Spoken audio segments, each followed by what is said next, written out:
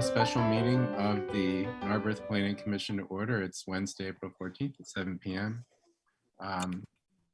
So we are underway. I would like to start by welcoming the members of the public and asking everyone to please mute yourself. I will keep an eye on the attendance list here, and I will mute people if necessary. If I hear background noises, I'm just going to mute everyone I need to until those background noises disappear. But we're glad you're here. We have with us tonight the Planning Commission. We have Chloe Moore from the Montgomery County Planning Commission, and as far as I can tell, we have 18 members of the public with us right now. So I'd like to start just by asking for a roll call of the planning commissioners, so those in the public know who's here. Jim Cornwell. Here. Jim Spear. Jim is here. Jim, are you here? I'm here. Sorry, I was muted. I'm here. Adam Crom. I'm here. Okay. David Brower. I'm here. Heidi Boyes. Here. All right. And Jennifer Young. Here. Okay. If I left anyone out, the screen is jumping all over the place. Okay. So tonight's agenda, we have one major item to discuss the Heritage Action Plan and a draft of an ordinance that we would like to propose for council's consideration. We also will begin, as we normally do, with announcements, and we will end with general public comment. I will open comments from the public during the agenda item about the preservation plan so that people can ask the preservation topic, so that people can ask questions and make comments while we're talking about that topic. Under announcements and updates, we don't yet have any new minutes to approve, so we will skip that topic. Under the chair's update, I would just briefly like to let the commission and the public know that when we meet in May, we will have 2 development applications on our agenda. The one development application is a tentative sketch plan. It says tentative sketch plan. I'm not sure if it's a sketch plan or just a subdivision.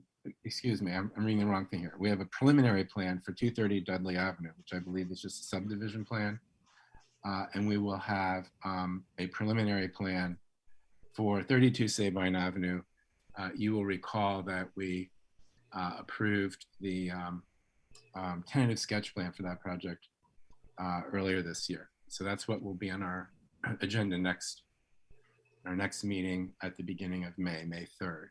I'd also like to let the commissioners and the public know that the applicant for 3 Elmwood and the Narberth will be participating in a open house town hall type meeting that the Narberth Civic Association is facilitating on Tuesday, April 27th at 6 o'clock.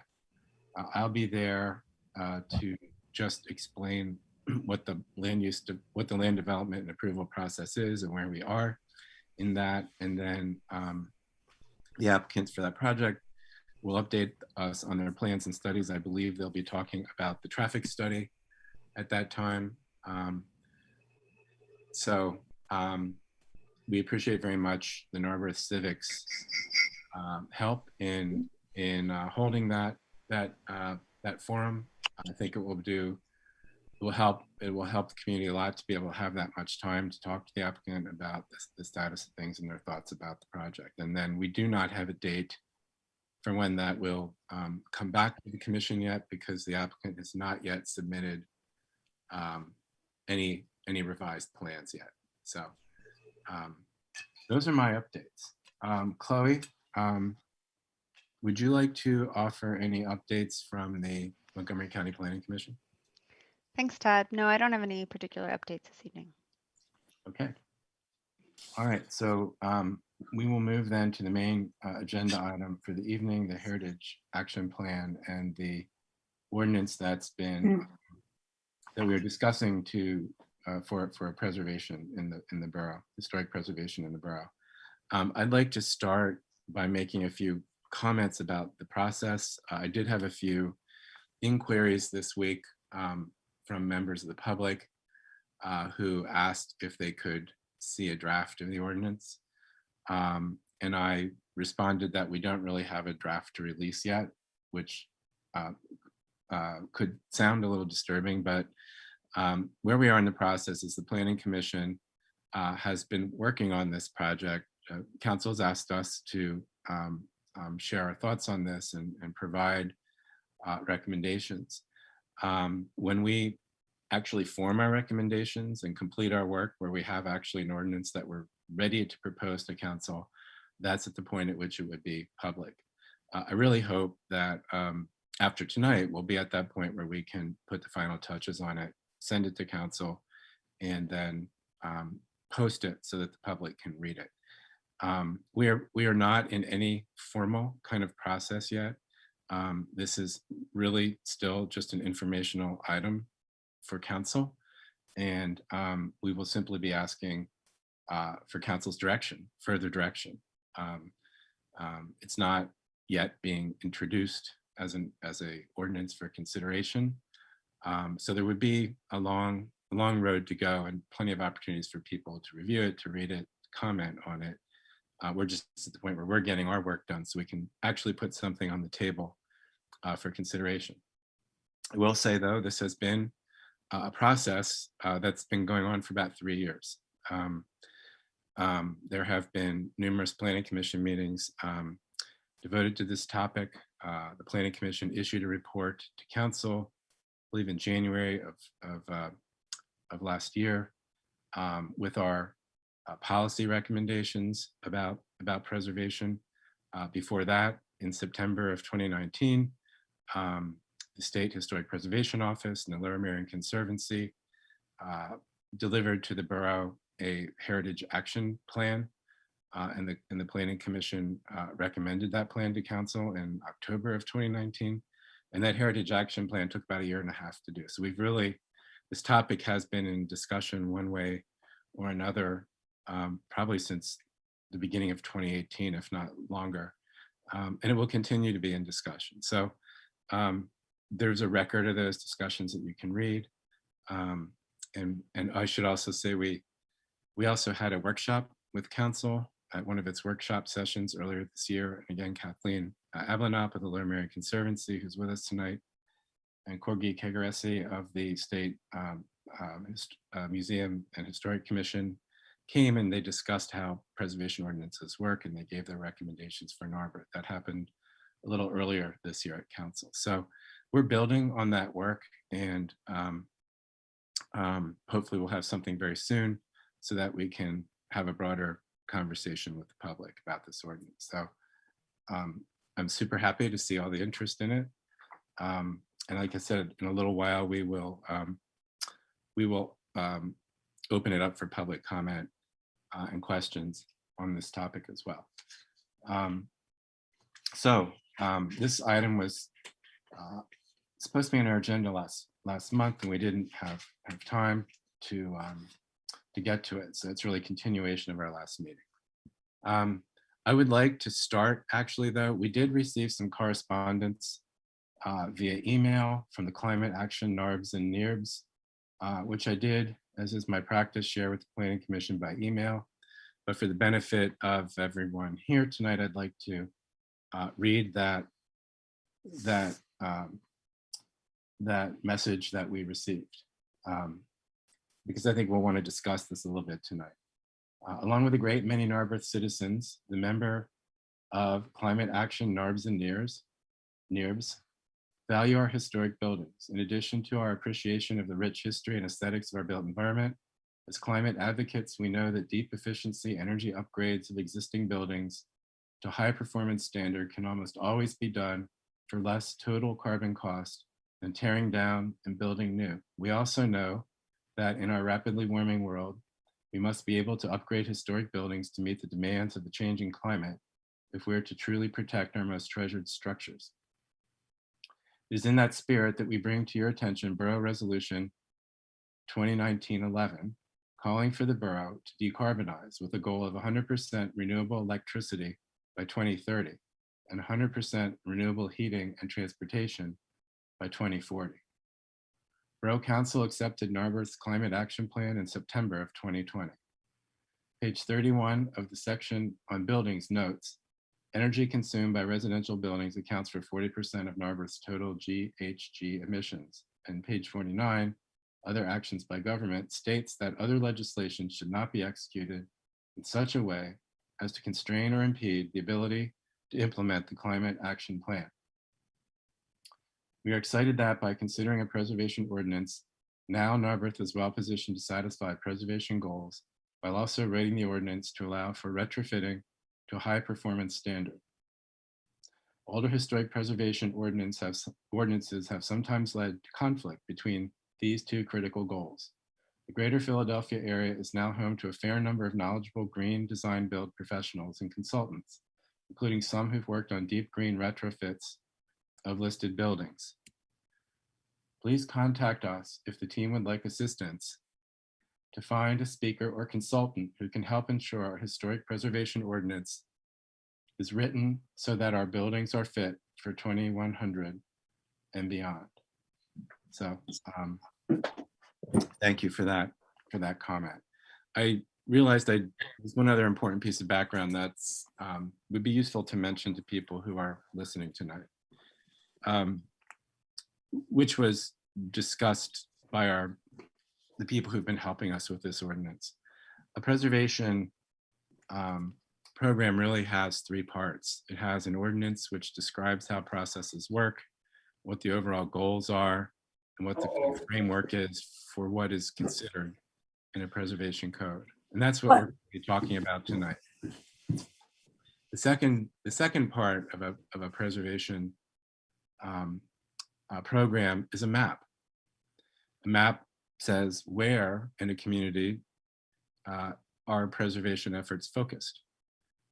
Within that map, properties are considered either to be contributing to that district or not contributing to that district. We've not really begun work on that map yet. That's a whole nother project that we have to do. So tonight we're talking about the rules. What would be looked at? How would it be looked at? Who would look at things? But we're not yet talking about where. That's the next step. And then finally, the third part is guidelines, which is what are the kind of the preservation, the architectural guidelines that we would like to provide so that people who are doing projects that come under consideration, so they know what to expect. And that is not something we are working on yet either. So really, I described to you all a long process. This is really the first step of three that we need to take to create a preservation program in Narberth. So, like I said, there's a long way ahead of us. Okay, so with that in mind, I would like to ask, so Chloe Moore is a planner with the Montgomery County Planning Commission. The Montgomery County Planning Commission acts as the borough's planning consultant, our professional planning consultant. We hire them as on a contract to help us with services to develop our plans and our codes that we use to operate. That's separate from their responsibilities for reviewing development proposals. And so Chloe, for the past few months, has been the planner at the Montgomery County Planning Commission, who's really had her hands on drafting this ordinance, leading us through conversations about different kinds of decision points. So I'm going to ask Chloe, can you, you've identified a few final issues that we need to talk about before we can send this off to council for further discussion. And I'd like to ask you to kind of lead us through that list of topics. Certainly. Good evening, everyone. The ordinance, just as a very brief overview, has a section that would require review by a new body, the Historic Architecture Review Board, or possibly it may have a different name, that would be created by this ordinance.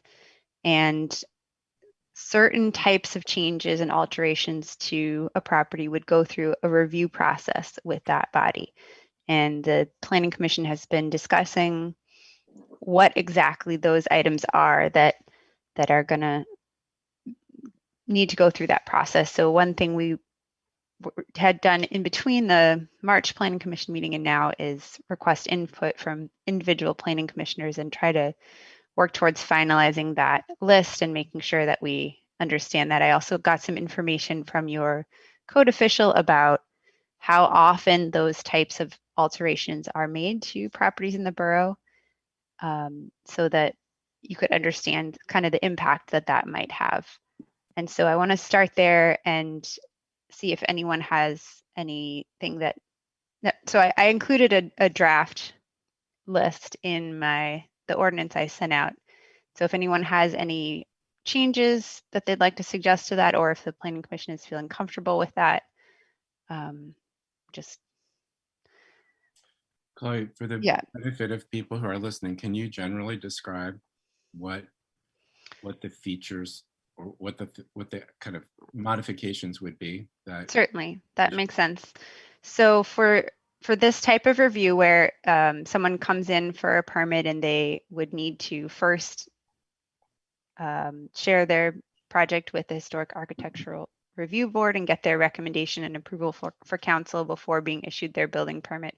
It's major alterations such as changing a building's footprint, putting on an addition, changing a building's height, adding or removing towers, turrets, or spires, changing the shape or configuration of a building's roof line, things along that line. It's more significant alterations or additions to a property for the most part.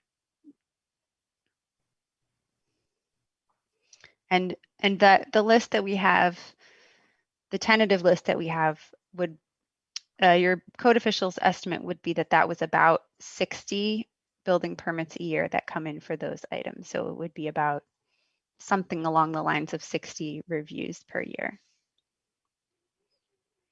okay? And that's a fairly rough estimate, but it gives you kind of a sense of that. Okay, so your question then to the commission is?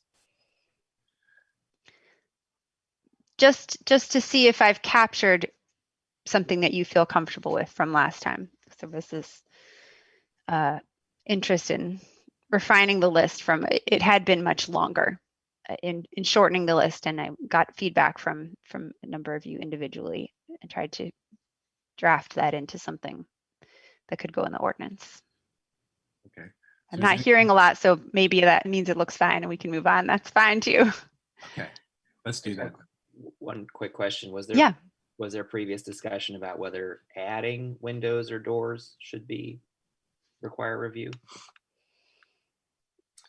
That's a good question. I'm not sure we discussed that issue specifically. Yeah, I don't know. I don't recall that we did. Does anyone else remember? So just note that the inverse of removing a window or door would be adding one. So I'm not sure if that rises to the level of review or not, but Right, so the draft currently says removing or concealing windows and removing or concealing exterior doors. I'll just ask, does anyone have any comments about, I mean, Adam, are you suggesting we should consider that, or is that just more of an informational question? yeah, I guess I was curious if it was worth considering or not. I mean, I don't have a strong opinion. I think it's the removing is definitely something to consider. But potentially adding certain kinds of windows and doors could significantly change the structure. Can I make a I comment? agree, Todd. Wait, Both Jims. I heard Go ahead, Jim. I heard Jim Spear first. I'm a little spooked by the 60 permits per year figure. I feel like that is very, very high number for a group like this to be a group like a historical review board to be reviewing it. And I'm thinking that maybe we should, I mean, maybe I'm the only one, but I think maybe we should look at paring back this list rather than expanding it to get sort of to focus on the meat of what we want to accomplish with this ordinance, which I believe is almost entirely about demolitions, about whole house demolitions and about removing major architectural features like spires and what are those things called? Turrets. Dormers. Yeah. I feel like that is really the meat of what we're trying to accomplish, and I think it's the thrust of what the residents want to see from an ordinance like this. And with regard to adding or removing windows, I would think of this as an opportunity to sort of strike things like that from the list and sort of really focus in on not only what this town will accept, but what I think people want from a historic preservation ordinance. Jim Cornwell.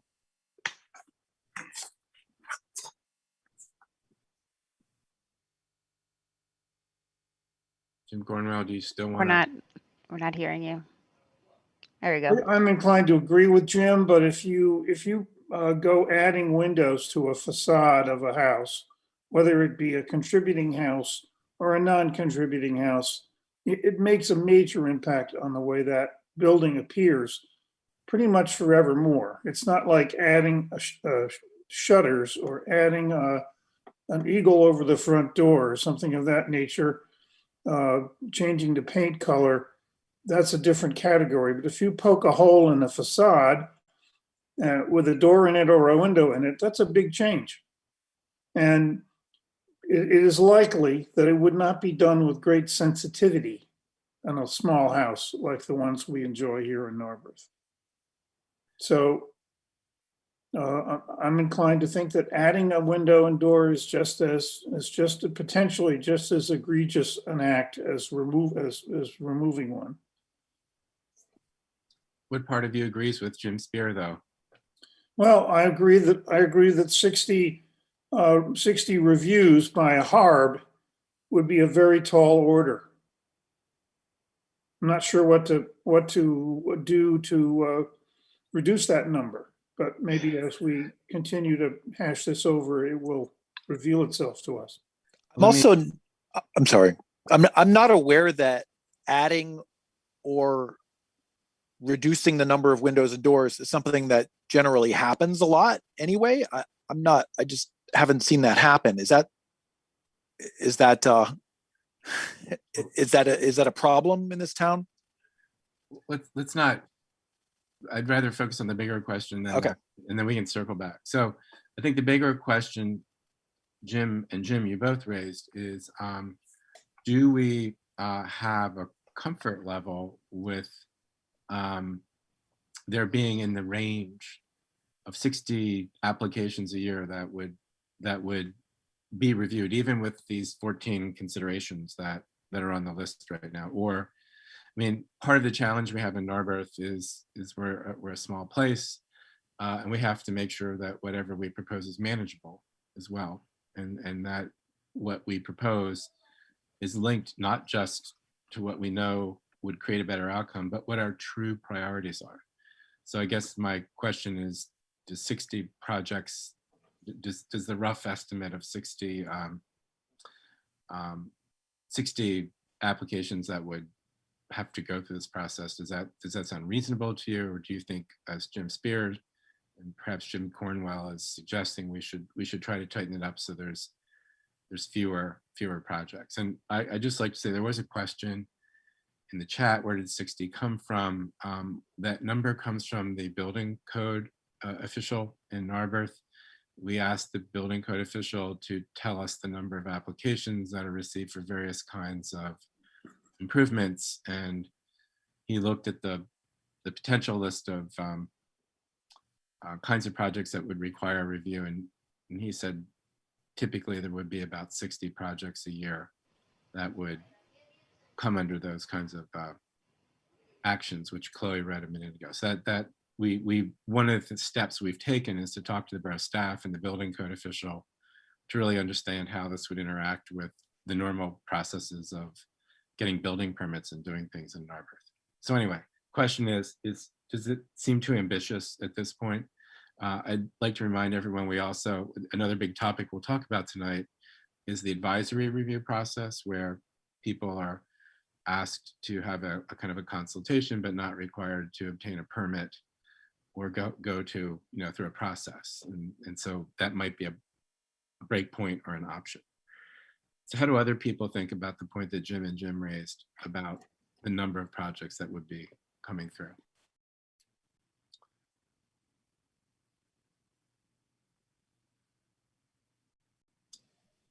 Well, I'd like to just make a comment.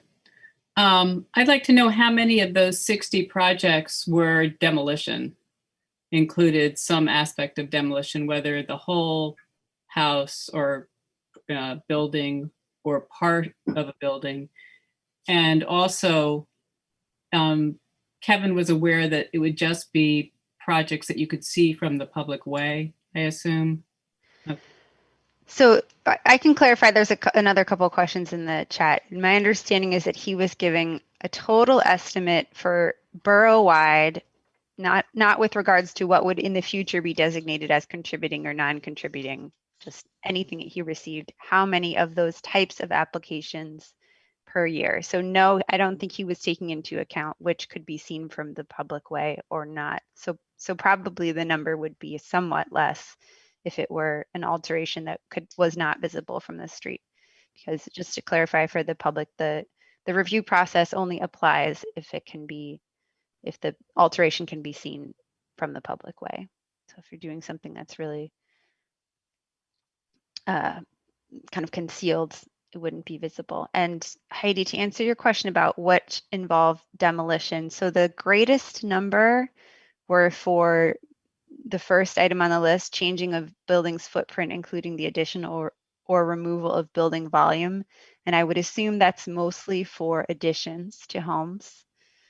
And then the second largest number was removing or concealing brackets, corbels, cornices, or decorative roof treatments, although he said that that doesn't require a building permit, and he's just guessing from what he sees around the borough. And the third most common was adding, removing, or enclosing porches, porticos, or stoops. So those were the largest numbers from what he gave me. But just to clarify, you said that was for the entire borough. So correct. This ordinance would only apply to established historic districts. Right, which there are none in the borough. And once this ordinance is adopted, then a historic district could be established through, as Todd mentioned, there's a process of mapping and making decisions about what's included and what's contributing. Right. But Chloe, your observations and the inference or implication of Adam's question is that even if we kept the items that would be considered the same, it would probably be less than 60. That's true. It probably would be. Yeah. But what I would suggest is, so Jim and Jim, you raised this question. If it were more like 40 rather than 60, would that be more what your expectations would be? Does that sound, I want to kind of get my arms around whether does the whole scale of the enterprise sound reasonable to people, and then we can figure out how to adjust if it's not reasonable. Well, knowing the number of reviews that we do and how long they take, the number of reviews we do on planning commission, it's more like, I don't know, what would you say? It's more like 6 or 8, per year. We're asking Harb to do a couple of dozen. That seems, I'm not sure what those reviews look like. Are some of them rubber stamp reviews? Like, does someone just see it and say, yeah, that sounds fine, and they don't even have to meet or something like that? Maybe that's a little easier to take. But for a whole panel to sit down and discuss a decorative roof treatment. So, Jim, let me cut to the quick Yeah. on this because we have a lot Yep. to cover. First of all, just for everyone's knowledge who's listening in tonight, the ordinance also that we would be proposing would also allow for some applications to be reviewed administratively. Just come in, sit at the desk with someone on the staff. They can look at it and potentially approve it without ever having to go to a meeting. So could even be fewer than 60 or 40. But what I'd like to do, we do have Chloe here, and I noticed that Kathleen Applenaup is in the audience. Kathleen from the Lower Merion Conservancy has been helping us prepare this ordinance. And so I'm wondering, Kathleen, would you be willing to speak to us for a minute? Would you be willing to describe to us what a review actually, how it actually works, what it looks like? Sure. Yeah, Thank you. happy Thank you, to. Kathleen. Go ahead. Oh, sure. So do you want me to talk about the process, Todd? Well, just more, what does the actual review entail, and what kind of time does it take on the part of a HARB to review and like an ordinary application? Like we Sure. want to change, tear our turret down or put a new railing on our fence or something. Right. Well, normally what would happen would be an applicant would come to the municipality with an application that the HARB, or whatever you decide to call your review body, would be called. And, it's an application that the municipality would provide the applicant, and the applicant would be asked to explain what it is that they're proposing to do.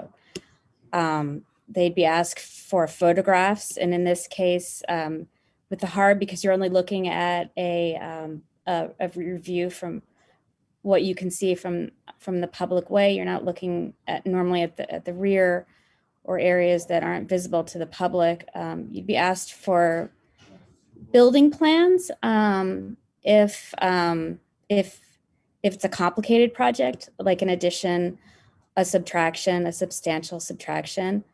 So the applicant comes before that body and the body deliberates. And in this case, it's just a review body. So that body provides a recommendation to the Borough Council in this case. It's each applicant has a different project, obviously. So, you might be looking at anywhere from 15 minutes to longer, depending on how complicated it is. It's straightforward as it's laid out in your ordinance. The review body either makes a recommendation, denies a recommendation, tables it to give the applicant and the review body more time to consider the application, and then it moves on to the next stage. And I think it's normally it's a 30-day turnaround. It's however it is, it's spelled out in your ordinance. So that's a time constriction that that the borough would have written into the ordinance. In my experience, working in the other municipality that we serve, Lower Merion, the boards normally really try to work with the applicant. If the application comes in and it doesn't, it's not consistent with the guidelines or it doesn't meet your criteria, everybody kind of wants a win-win. So most of the applications move through fairly quickly. If an application is not recommended by the review body, then there's also a process for appeal. And in this case, this would go before Borough Council. Again, it's written out, spelled out in your borough ordinance. So I'd be happy to answer other questions, but really it depends on what your ordinance requires for review. Okay. Thanks, Kathleen. I appreciate your jumping in there and your being here tonight. Thank you. Sure. So back to the commissioners. Does the scale of this, as we now have learned, based on the report Chloe gave us from Kevin Walsh, aside from Jim and Jim, does anyone else have a concern about the scale of it? Does it, based on what we've heard, does it seem reasonable to you? I kind of want to learn whether we feel we're in the right place or not. Hearing none, I'll make a comment. It seems like 60 is a high estimate for the number of issues that would trigger a review of this nature. I'm wondering if that number of 60 include work done in the rear of properties or far back on the side walls. So I'd ask Kathleen maybe what visible from the public way really means in the real world. That's a really good question, because I know that you have some properties in Narberth that could potentially be included on an inventory or within a district or on a list of buildings that are regulated, that are private, right? A couple of streets where technically there really is no right to a public view. I'm thinking of one right off of Montgomery Avenue near Aviva, and I know there are a couple of others, and that may be something that Chloe can address. But the public view is generally as seen from the sidewalk. So you're not creeping into a yard. It's generally what you can see in the front, sometimes the sides, usually the sides. There's probably some discretion though involved there that maybe your zoning officer can help you address. Sometimes the applicants will make an argument that it's not visible from the public way. Usually it's pretty obvious. Well, if there had been a bunch of applications for modifications to houses that were marginally visible from the public way, that would have a tendency to inflate the number that Kevin Walsh was quoting. I'm suspicious that that's what may have happened. Yeah, I think it might be big, and plus there could also be some administrative reviews. It might be more like 40 or something, but 60 might be an outside number.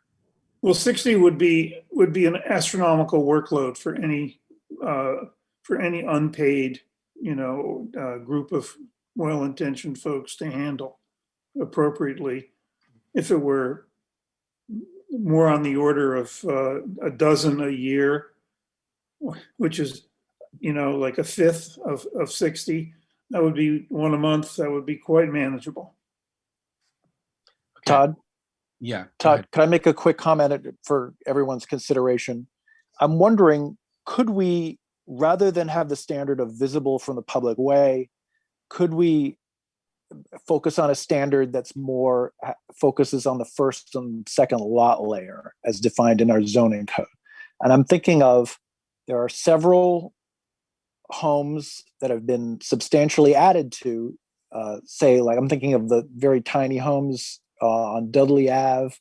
Most of them have a very large addition, mostly in the third lot layer, which has facilitated their preservation over the years.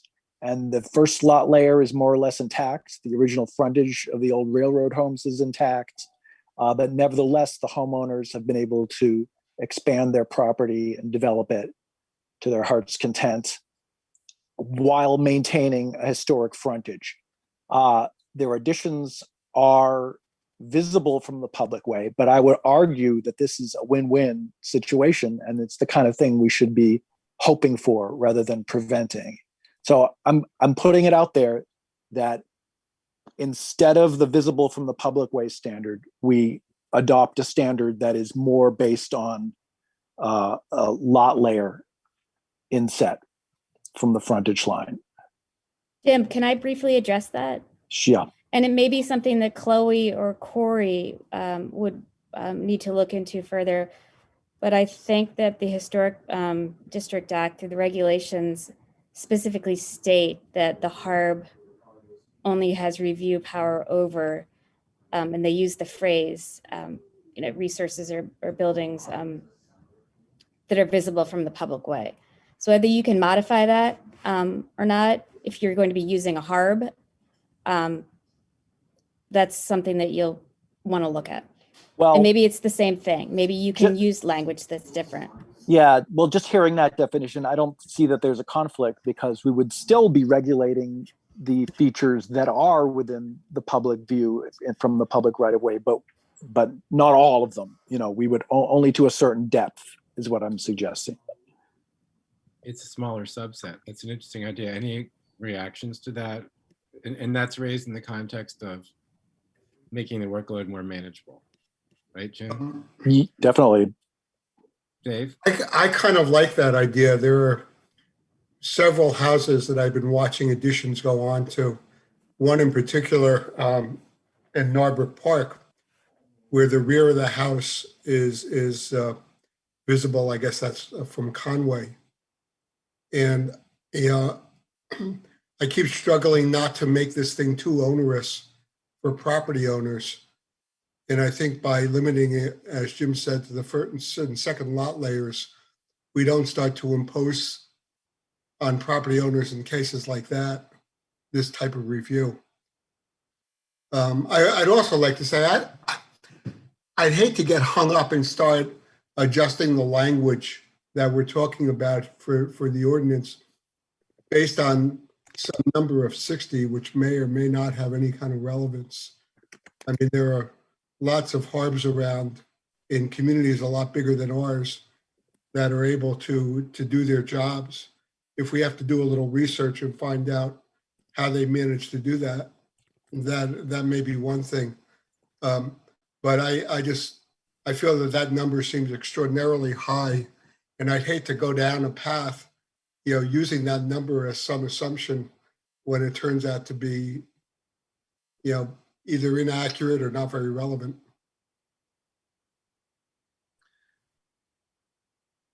Heidi, do you have thoughts about this?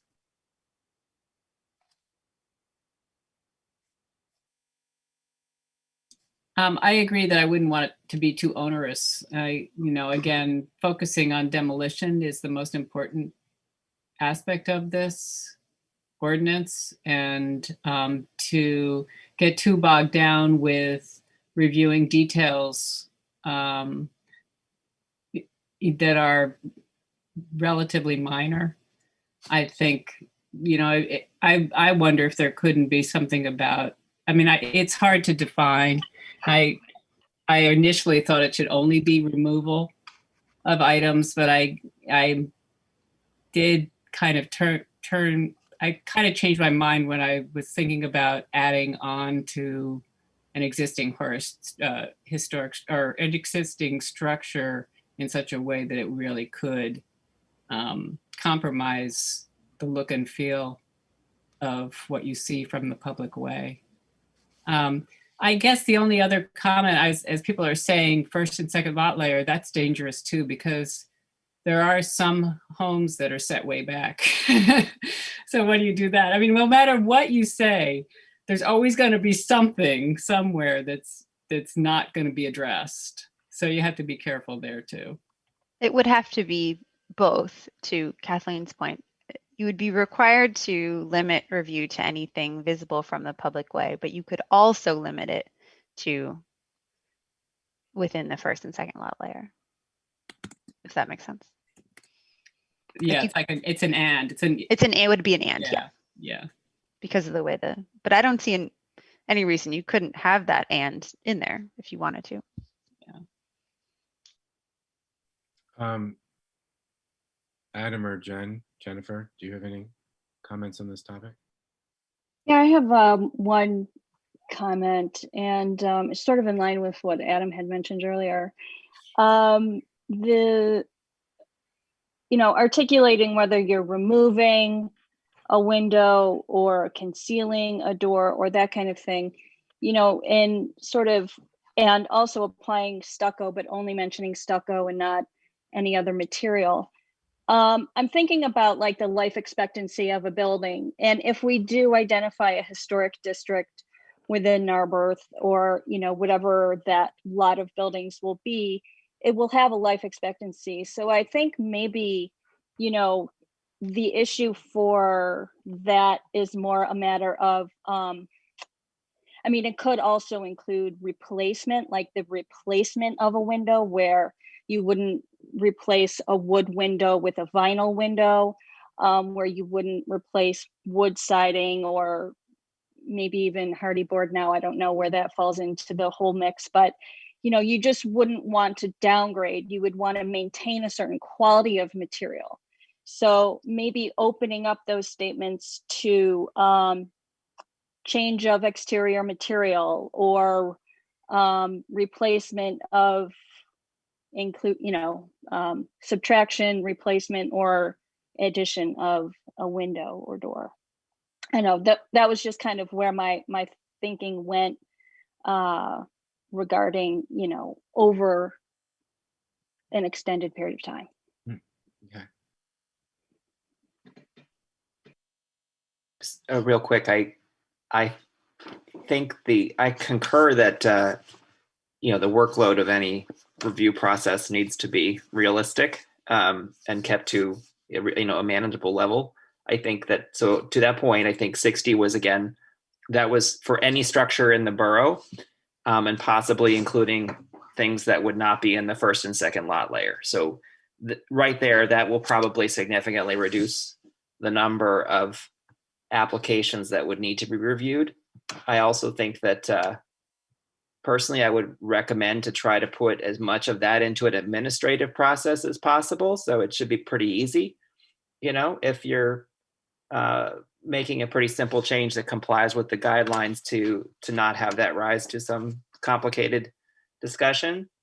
And then just to summarize again what was in the concept here, which I think is kind of captured. It's structured as by demolitions, of demolishing a whole structure or a significant part of it, such as the turret and so on, or changes to the form of the building. And then the last part would be the architectural elements, and that is the windows and doors and so on. And that's probably the lowest priority in order of priority. So, I think this goes a long way to accomplishing those goals as it's structured already, as long as there's an administrative process. Okay. So I'm going to try and summarize a direction on this so that we can move on to other topics, because I think we have 4 topics we need to discuss, 3 or 4. It sounds to me like there's a concern among the commission, a couple of concerns. One is to make sure that that the overall workload is manageable, and we're not totally sure yet what kind of workload this would generate, but maybe potentially 40 plus applications a year. There's also a concern that things that are not our highest priority should not have to go through an onerous or lengthy process if not necessary. I get a sense that we've landed pretty much in the right place with the items that are on the list. I think there's been a couple comments that maybe we would add the not just the changing,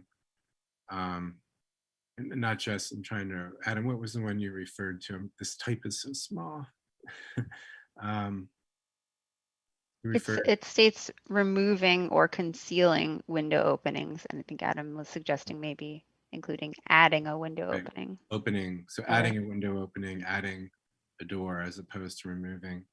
There was a little discussion of actual window replacements. I think in past meetings we've talked about that's probably too far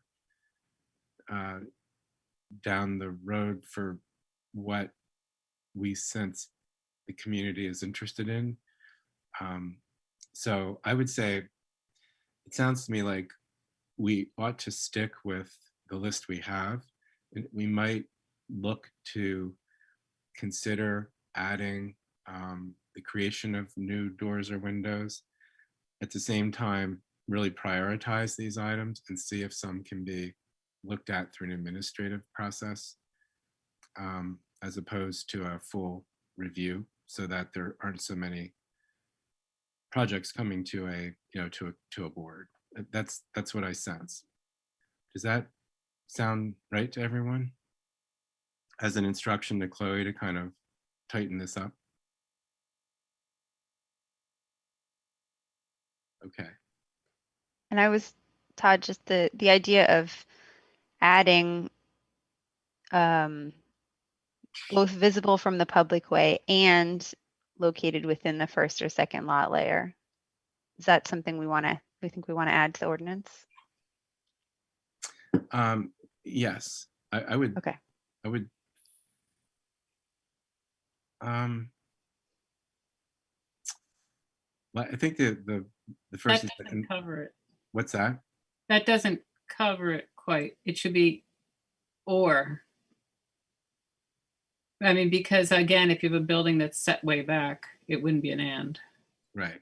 Yeah, I would say or, because there might be conditions where one or the other applies and the other doesn't. And so if you have and, then you don't review it. But if it says or, that means only one of the conditions has to apply. Well, but then that renders what I was suggesting, that a third lot layer, say on Dudley Ave, the railroad homes, etc., things that are viewable from the street, I argue really should be allowed, because I believe that accomplishes, it's already accomplishing what we want, and it's already desirous to the homeowners to be able to develop their property.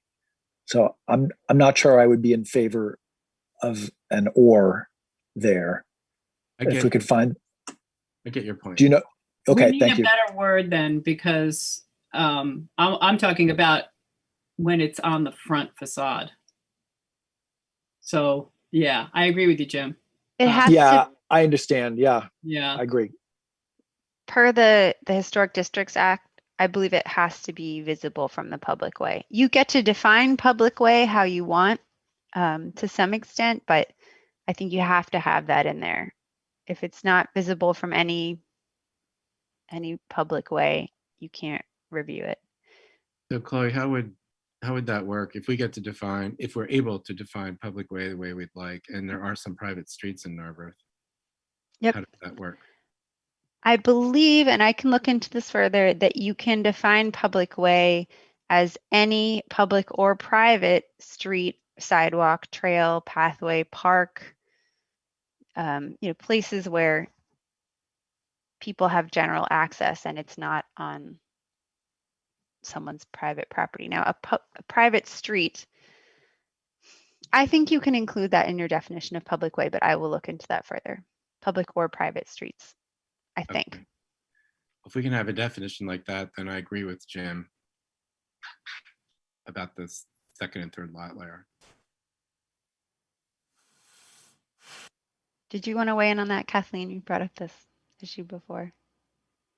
No, because I actually don't know the answer to that. I'm not 100% sure either. Well, we'll Thanks, check into Chloe. I've seen it though. Chloe, can you remind us what the other topics are?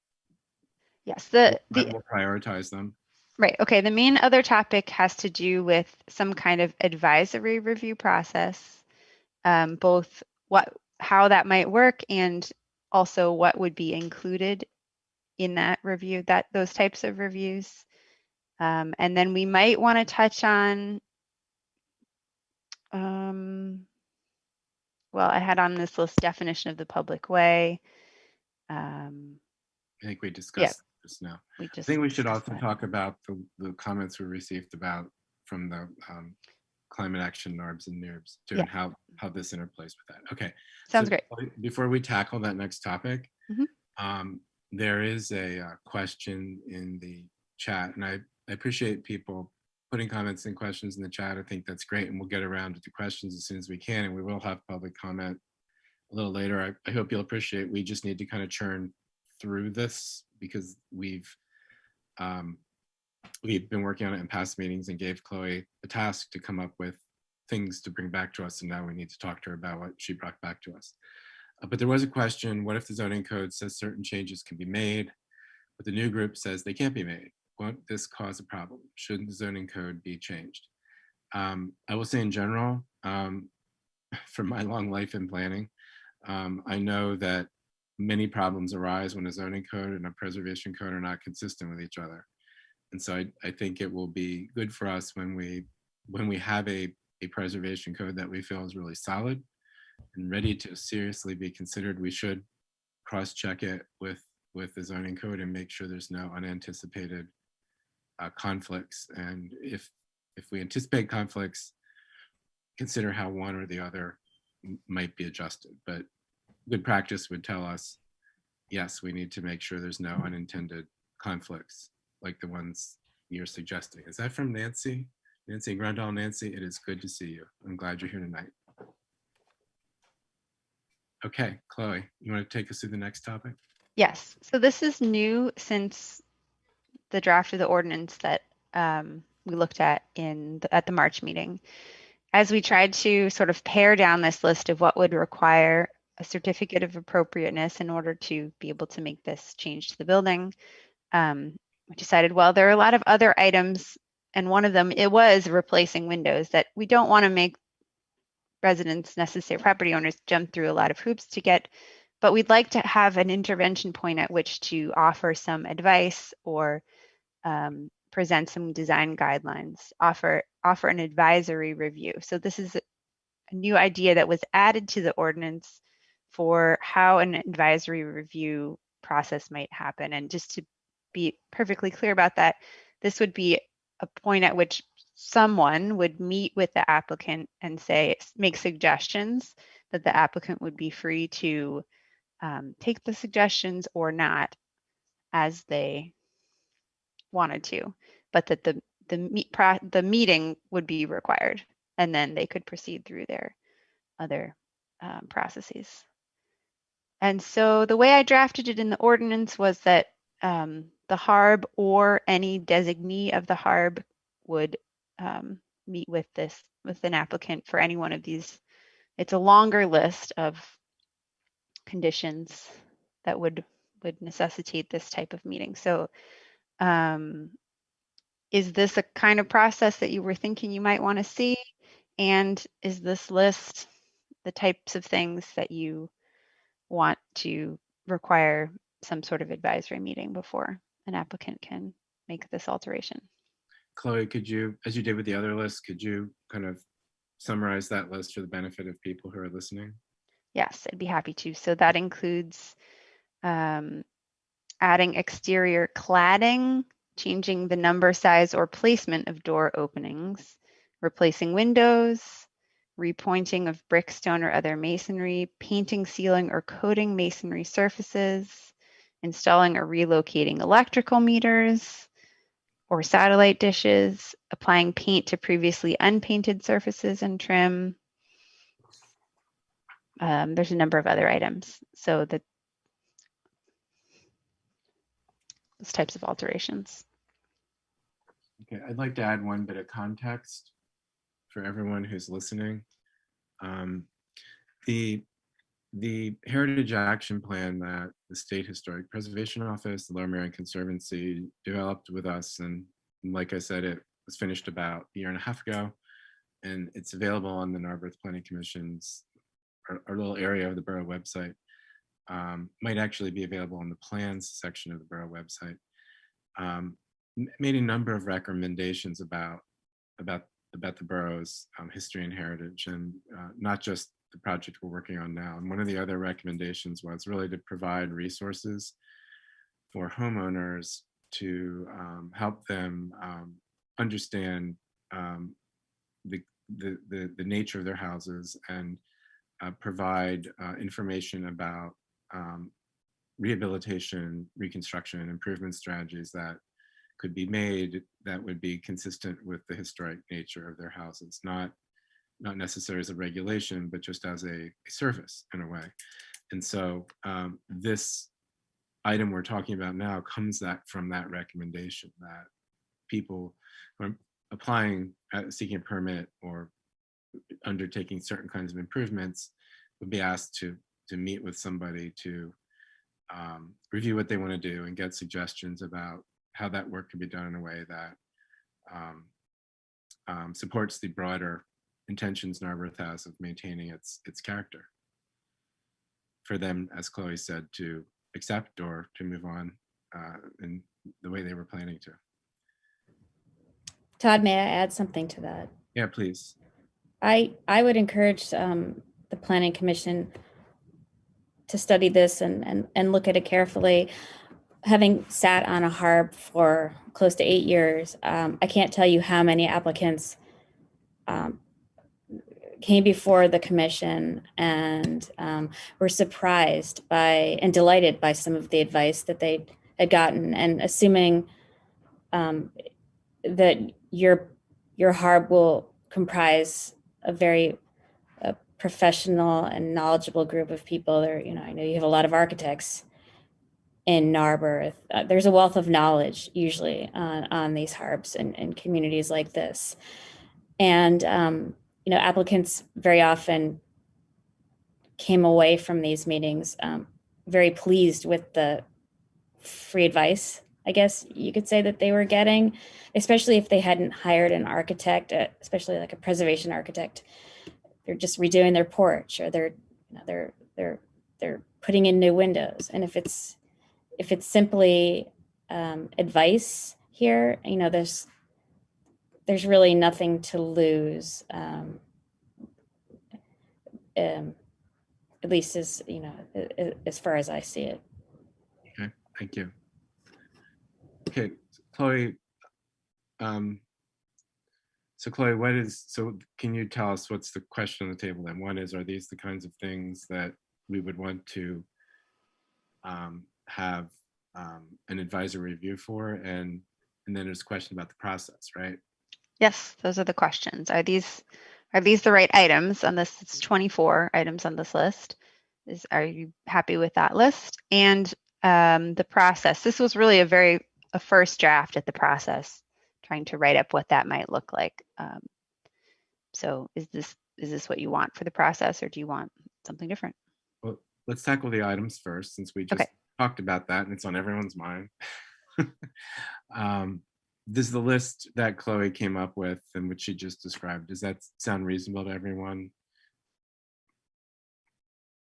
Does anyone have any questions, suggestions to add or delete things from that list? Okay. Sounds like you aimed pretty well, Chloe. I don't hear any comments. So I'll start with the process, and I will say for myself, I'd like to open up the conversation about whether the HARB, a board meeting in public, is the best forum for this sort of advisory process.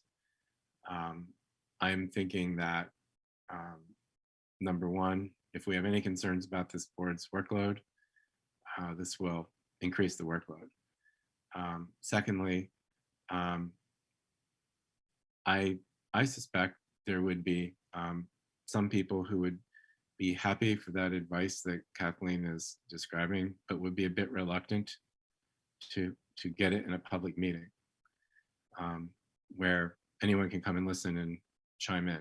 I think it might be more comfortable for people, and potentially less of a demand on a board to have this done in a different way, potentially by a consulting architect or some sort of administrative type process where someone can just make an appointment, come by the borough office, meet with somebody. I think a long time ago we had talked about the idea of a town architect. Could be someone who works a few hours a week reviewing things like this. But I guess I'd like to put on the table a different process because I feel like that might work better for our town. So I'll stop and ask if anyone's got any thoughts about either the process that is outlined in the ordinance Chloe gave us, or the suggestion that I made.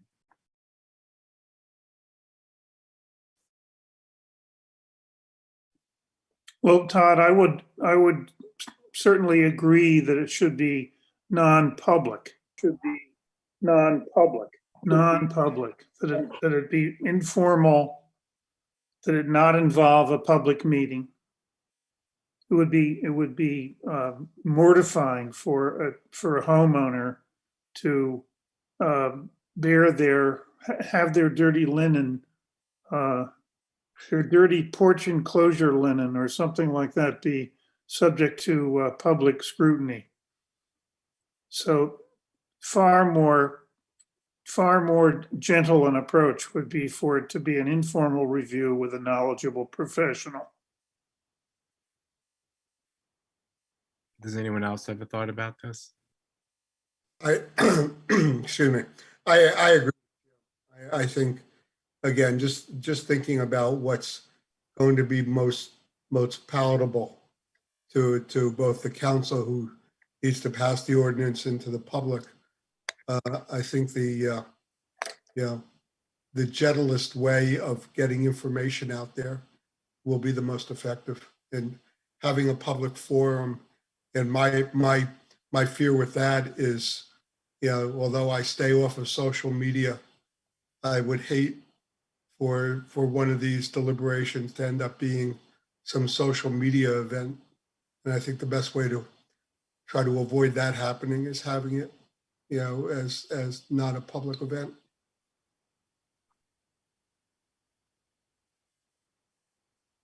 Does anyone else have thoughts?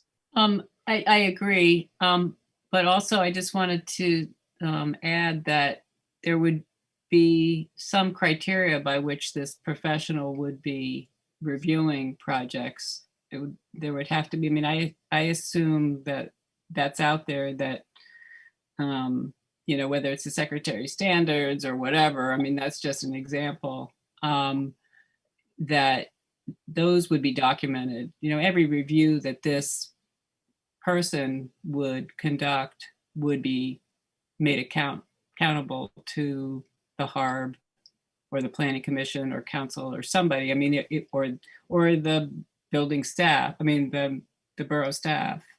So, that would be the other piece of this. That it would be a. I think the Planning Commission could discuss it at one of their meetings. What happened this month, or the HARB could discuss it at one of their meetings. Yeah, I think it would be good for the. Go ahead, please. You go ahead, Dave. I with Heidi. One of my concerns in getting started on this is how we arrive at some degree of consistency and how we give the advice. I know for many years, I know in my office, talking about the Philadelphia Historical Commission, how unfair we thought it was that they seemed to be all over the place, and the degree of rigor that they would review projects. And there was a real lack of consistency there, and I think it really diminished their effectiveness. So I was going to say it'd be very reasonable to ask a reviewer to come report to the HARB or the Planning Commission about what is happening. But since this is only advisory, it's a delicate balance between, encouraging people to consider options that are consistent with the borough's goals, but recognizing it's not a requirement or an obligation to do anything, to take that advice, that we have to be careful that people feel like it's a good playing field where they're having that conversation. Adam, Jen, Jim, do you have any thoughts about this topic? Can you hear me? Yes. Okay. Sorry, I'm having a microphone issue, but as long as you can hear me. So if we're talking about just the advisory review, I'm in agreement that it should be an informal process, a sit-down interview process. Sorry, I'm having a cat issue too. You were- As as far as the official review goes, I'm sorry, I maybe I missed the discussion on that, or we haven't gotten to that. Is it by extension that the official review is going to be a public meeting? It would either If there's be, an official required review, it would either be at a public meeting of a board of some sort, or it would be a administrative review, which would not be public. Administrative review, which would not be public. okay, and presumably that would have some official paperwork result at the end if the applicant wanted to challenge their Yes. Yeah. result. Yeah. Yeah. I mean, and ultimately these are recommendations that are made to council. Ultimately, these are recommendations that are made to council. Okay, Jim, do you have two things on? Do you have two things on? I do. Am I you getting a weird echo or something? Yes. Can't really do anything about that. Right. Jim, I think it's fine, except that when you're done talking, maybe mute your other thing. Because now I'm echoing too. Okay. That answer your questions, Jim? I think so, yeah. Okay. Jen or Adam, do you have thoughts about this topic? I'm generally in agreement with the others regarding, advisory should be sort of an informal off, away from the public. I think that helps sort of preserve the criteria by which the advice is given versus, inviting the neighbors to come and having the neighbors weigh in on what their thoughts are about whatever's being proposed. And beyond that, what happens, generally I'm just in agreement with the others. Okay.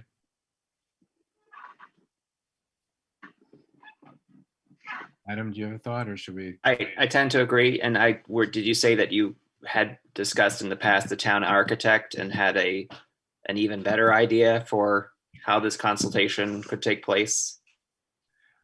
Well, I can't remember when or why, but in the past, the commission had talked about it, that it would be useful to have a town architect who played this kind of consulting role. I just, Jim Cornwell, do you remember when this came up in the past?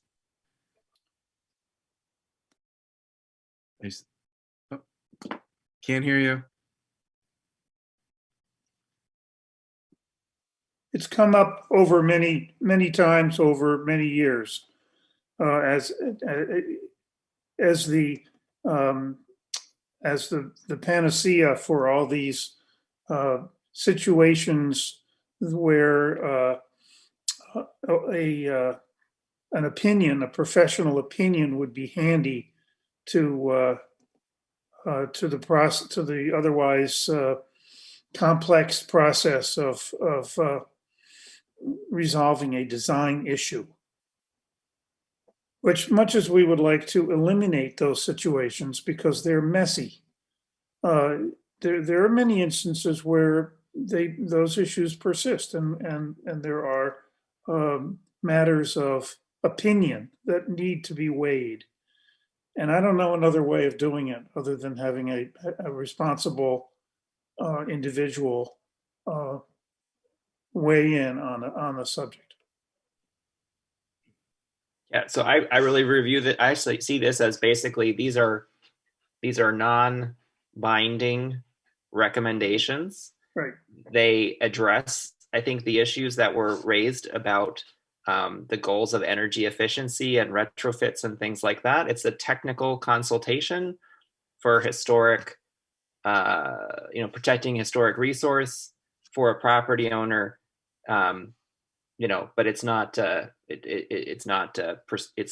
legally prescriptive. Whereas the demolition and changing of the building form and the visible from the right of way, public way, and or from the first or lot layer, that requires a certificate of appropriateness, right, to carry out. So I think it makes sense.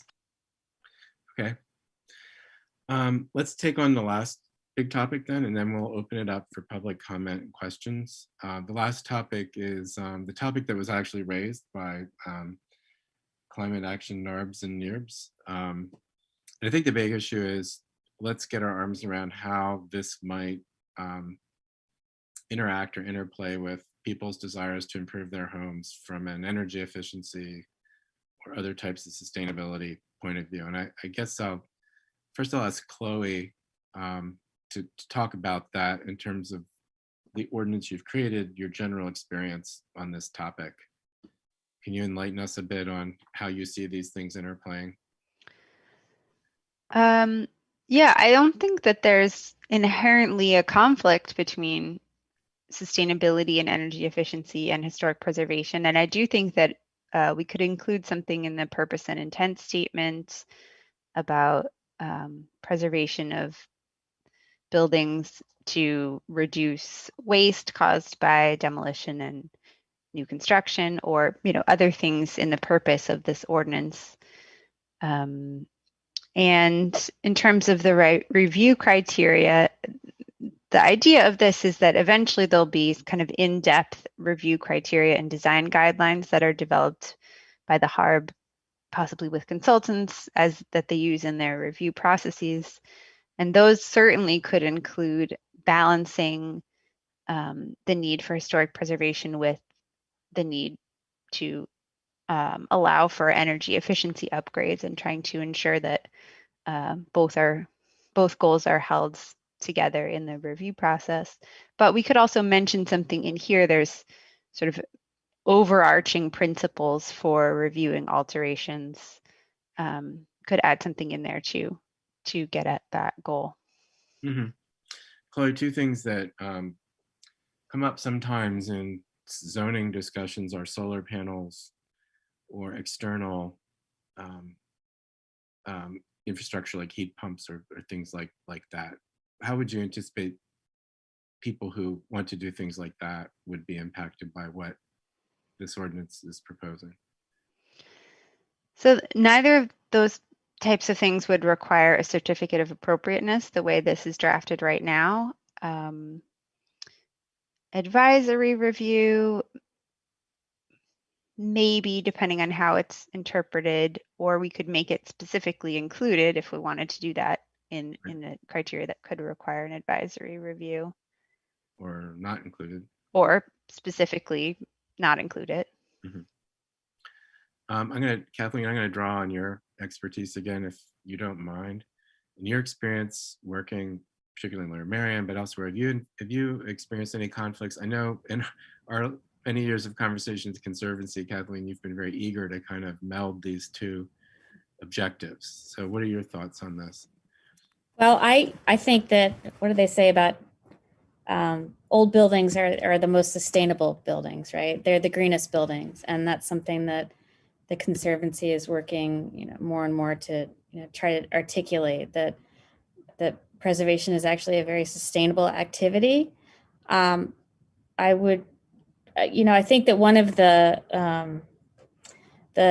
strategies for sustainability going forward, you may find that the community is more and more interested in solar panels. The Secretary of the Interior has guidelines to help people to manage the placement of solar panels in a sensitive way on historic buildings. And normally it's, the suggestion is that you put them out of view of the public. That's really obviously difficult when, you need a south-facing roof to do that. So I think that in general, the preservation community is trying to embrace initiatives and strategies like that, rather than being so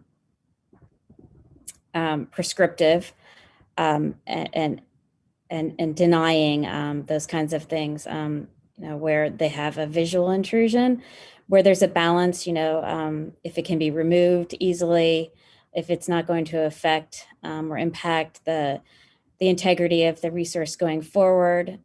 Sometimes those things are written right into the ordinance, like In this case, maybe with the solar panel. Other times it's a matter of, conversation that occurs between an applicant and the municipality and the community, what the community wants there. One thing that we're starting to look at, though, the Conservancy is much more aggressively and thoughtfully is, if not regulation, then at least guidelines to address the impact, the environmental impact of demolition. It has a huge environmental impact. Most buildings that are demolished go straight into the landfill. And there may be people on this call who are familiar with a trend that's really on the uptick. Sadly, not so much in Pennsylvania or in Philadelphia, but in other parts of the country, called building deconstruction. And that is identifying materials from buildings that can be either recycled or reused and repurposed in new building projects. And the estimates are that those combined activities can reduce landfill material by up to 80%. So that's something that we're just starting to investigate and talking to professionals who do this kind of work to see if we can just begin those kinds of discussions. So it might not be something for your ordinance right now, but it should be something that people who are interested in preservation and the environment think about. These are not opposing goals. These are absolutely consistent and should sort of feed off of one another. Can you think of any typical kinds of upgrades, like the addition of insulation or weatherproofing or energy efficiency type improvements that have come into conflict with preservation objectives? Aside from windows, there's always the question about windows, right? I mean, preservationists want to keep windows, and they argue that a good storm window, and this is backed by science, can actually improve the energy value by leaps and bounds to the extent that a new window would. And then there are people who argue that new windows, if they're vinyl, they go straight into a landfill after 15 years or so. There's a very short lifespan. If you're talking about old windows, it's old wood and has a very, very long life. So you don't always want to take it for granted. What your contractor says. Somebody comes in and says this is going to be more energy efficient or better for the environment.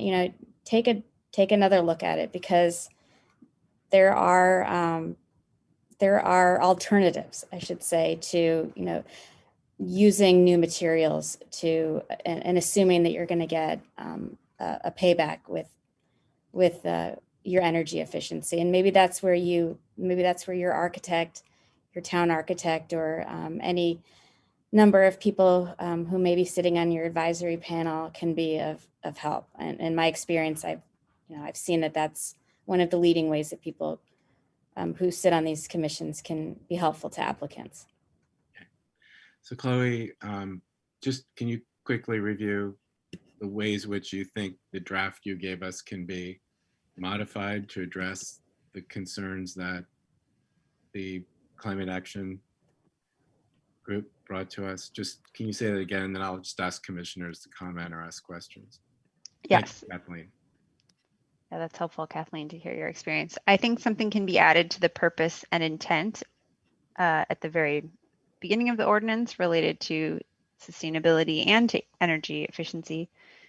And I think within the overall guidelines for alterations, that energy upgrades can be mentioned as something to factor into the discussion of whether something should be approved. And I would say that outside of the scope of this ordinance, but once more detailed design guidelines are developed, that can be addressed more deeply and more thoroughly with additional guidance and suggestions, recommendations. Okay. Does anyone on the Planning Commission have any comment on this topic? or experience with it. Question. Can I? Oh, sorry, Jim. Jim, Jim, you look like you're in a. It's like watching a spacewalk. Are you okay? Jen, why don't you go ahead while Jim reconnects? It's just a question as to the leadership and energy, LEED. I forgot the acronym now because it's been around for so long and it's just called LEED. But does that have any, like, how does that factor into all of this discussion? Is LEED, has that been enforced? Is that a part of like the tax incentive opportunity for renovation? Is that at all part of the conversation? As of now, it's not been a conversation. We've had conversations about it. I'm not sure whether Borough Council or the Environmental Advisory Council has. We don't, with the Planning Commission, get into tax incentives. I mean, Pennsylvania law is very strict about what you can do in that regard anyway. I know. Which means that almost anything built in Narberth qualifies as LEED Silver because of where it is. But anyway, we've looked at how our zoning code might relate to those kinds of performance goals, and have made some suggestions to council about how certain kinds of zoning incentives could be linked to that, but not for single family houses, and that's not part of the topic tonight. But we haven't talked about it for single family houses, just downtown generally. Yeah, I mean, it's definitely part of the sustainability category. And then like also just to sort of give more specific examples of how, you get credits for being close to public transportation, which most people in Narberth are. You get credits for landfill diversion. So if you don't want to put language in the ordinance that specifically says, use this material, don't go below this standard of material or whatever, then you can at least have something, give people an incentive to do so other than just compliance with an ordinance or a recommendation. Those were just a couple thoughts that came to mind regarding. I think that the meeting before you joined the commission, we had a presentation from a couple of folks who were interested in exploring different kinds of building permit and zoning topics. And I'm sure that when we get through this topic, it's a whole range of questions are going to come up, and council's been asking me about them, people in the public have. So I think we're going to return to this issue pretty soon. Okay.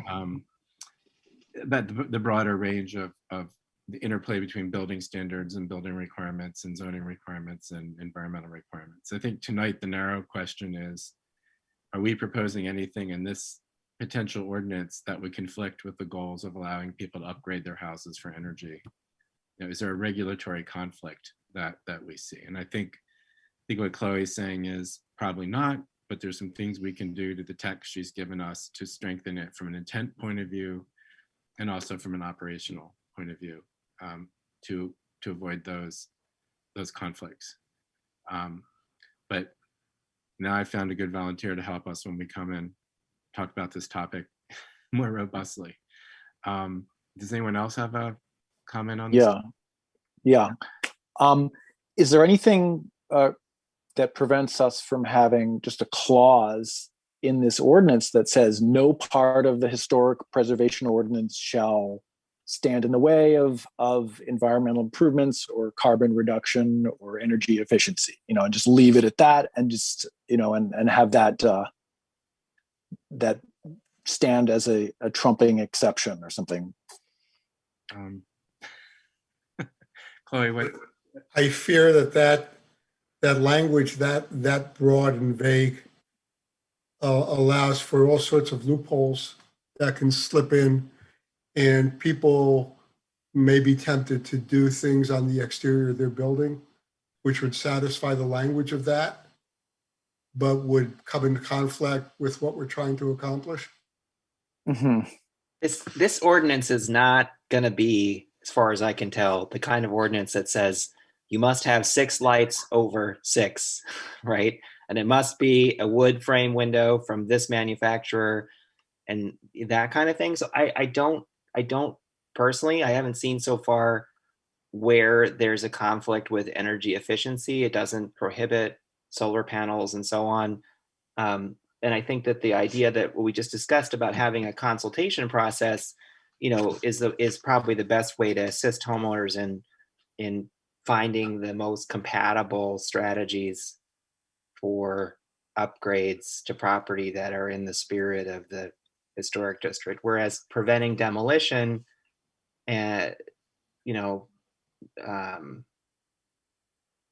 saves energy through the means we already discussed. Yeah, I would go one step further, and picking up on what Kathleen said, is not only is it not in conflict with the principles of sustainability, preservation is inherently sustainable. And I think that's the message that we have to get out there, that the starting point of saving an old building is the right place to start sustainability, and then you build from there. And in working with current building codes, the IBC, the International Building Code, which is what's used mostly in the throughout the country now, you get pretty far along with, going back and talking about LEED. And I'm not a big fan of LEED, but just complying with the existing energy codes that are embodied in the International Building Code and the Mechanical Code gets you an awful long way along the LEED criteria. So I think rather than layering on some complicated and onerous additional methodologies, I think just having the building codes that are in effect, this ordinance and the form-based zoning code gets us pretty far along in the sustainability question. I really want to keep the conversation. We can have a broader conversation later, and we will, because everyone wants to. But I think tonight, I'd like to focus on the narrow question: is there anything in this ordinance that's been proposed that would impede people from making improvements to their houses for the purposes of energy efficiency? And I think we've heard a few people on the commission and Chloe say that there really doesn't seem to be. We've had a suggestion from Chloe to tighten up the language a little bit, a suggestion from Jim to tighten it up even more. So I think the real question for us is what Chloe's proposed in terms of adding language to this code, both to its intent to respect the goal of allowing people to make these kinds of changes, and in addition to the criteria that a review body has, is to take into consideration, the need for people to upgrade their houses in a way that's energy efficient. Does that satisfy you, or do we need to do more with this code to achieve that goal? That's really the question. I sense from most people that you feel like you're in a good place, but Jim has proposed something more aggressive, I guess, language. So does anyone else have thoughts about this?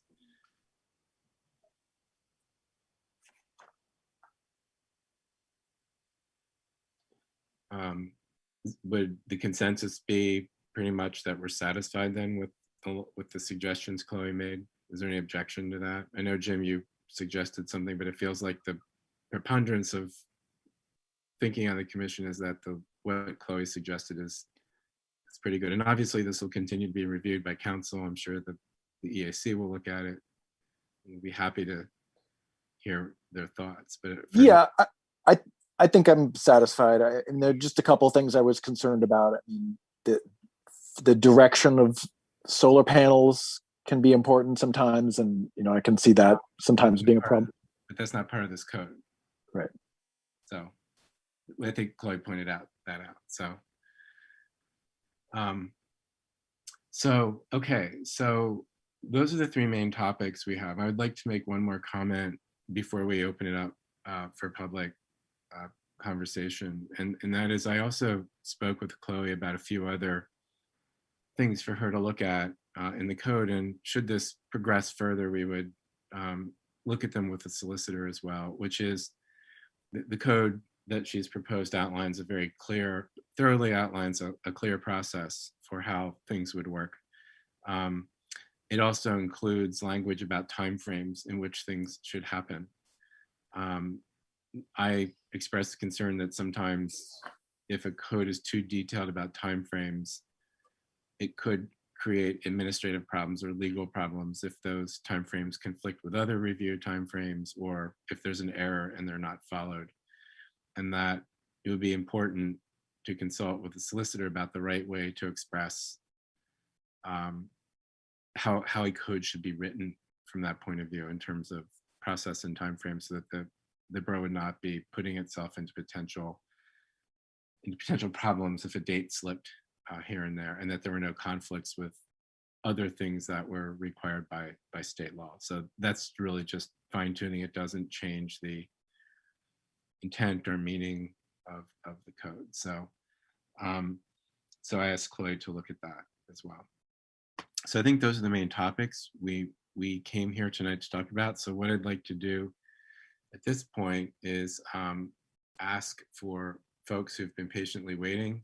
It's only been an hour and a half. Sometimes you have to wait a lot longer to get a word in with this commission. So, but thank you for your patience. I'd like to ask folks in the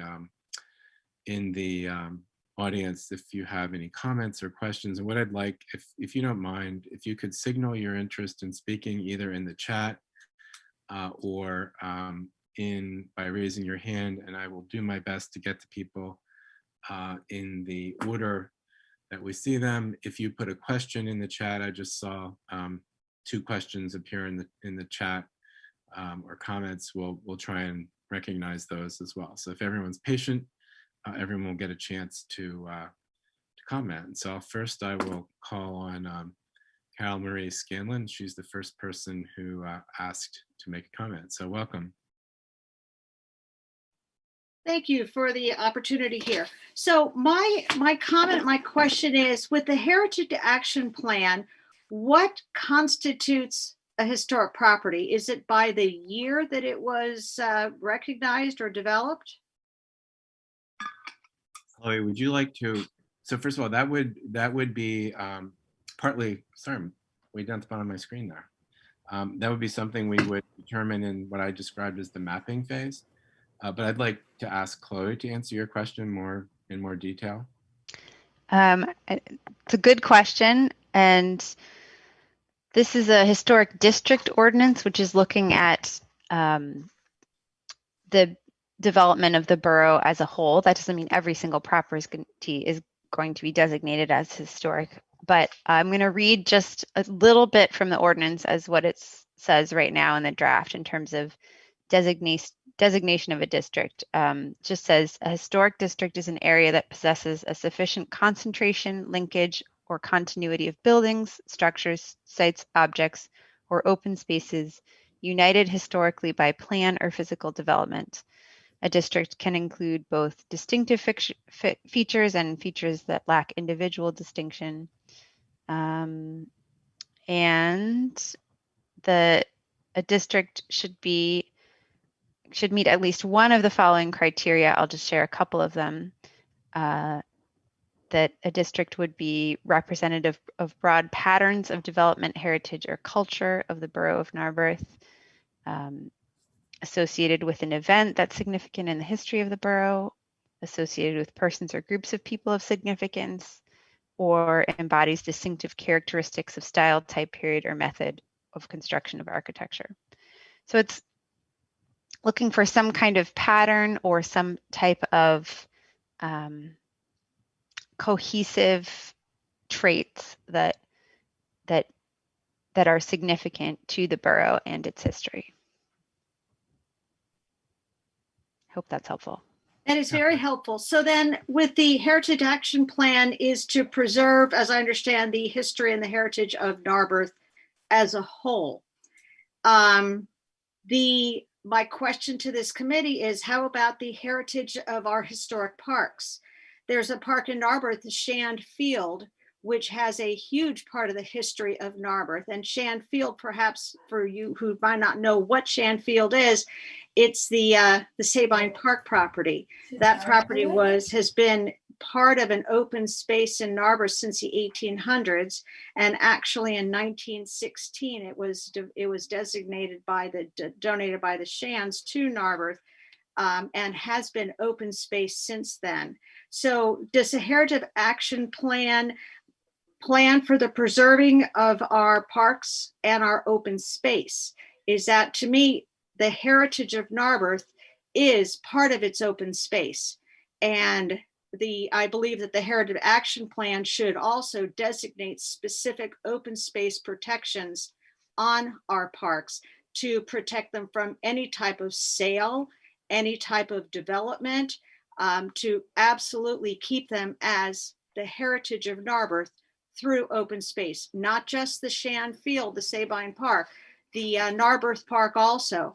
Very, very important to the heritage of our town and the future of our town and the greenness of our town, not to put any type of development, building, structures that are not for open space protection. Now, how does the commission, what is the Heritage Action Plan for open space? The Heritage Action Plan doesn't really discuss open space. It talks more about the built character of Narberth. Which I can understand, but looking at the big Right. picture, it's huge having the open space protection on our parks. I'd like to ask you to let me finish my response to your question, please. Sure. We do have an open space plan. It's a bit old now. It's about 10, 12, but no, almost 20 years old, right? 2004, which did actually list those resources as well as others as places worthy of protection. It recommended that there be a new zoning classification be created to designate them as park space. Again, that was 17 years ago. And the Borough Council at the time did not take action on those steps. Ultimately, the places you're talking about, most of them are borough land. And ultimately, the decisions about what happens in borough land is the Borough's Council's decision. Plans can provide guidance, they can express, what the desired outcome is, but ultimately the Borough Council is the entity which creates plans, or approves plans, which creates ordinances, and it's really in their hands what happens to those spaces. We at the commission at the Planning Commission and Narberth Planning Commission haven't really looked at open space comprehensively since that last plan was done 17 years ago. Our comprehensive plan did make recommendations to look at how Sabine Park and how Narberth Park could be studied and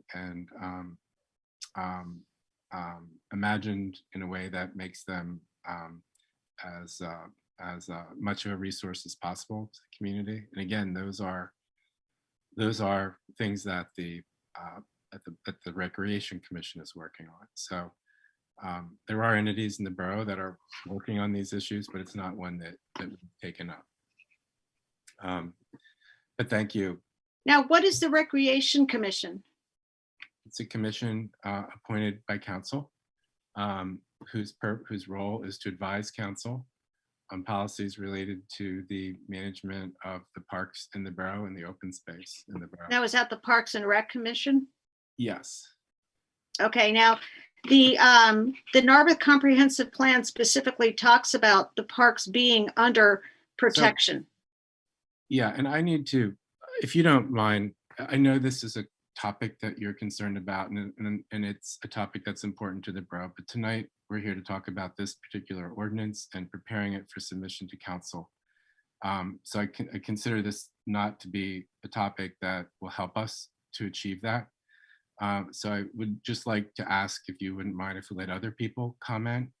I understand these issues are important and that there are many people who care about them, but I think we need to let other people speak, and we need to stay on the topic of the ordinance that we are trying to complete and send to council.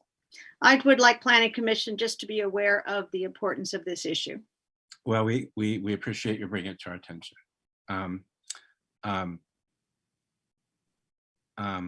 So is there anyone else? I'm not seeing anyone in the chat who signaled that they would like to speak. Is there anyone else in the audience who would like to speak?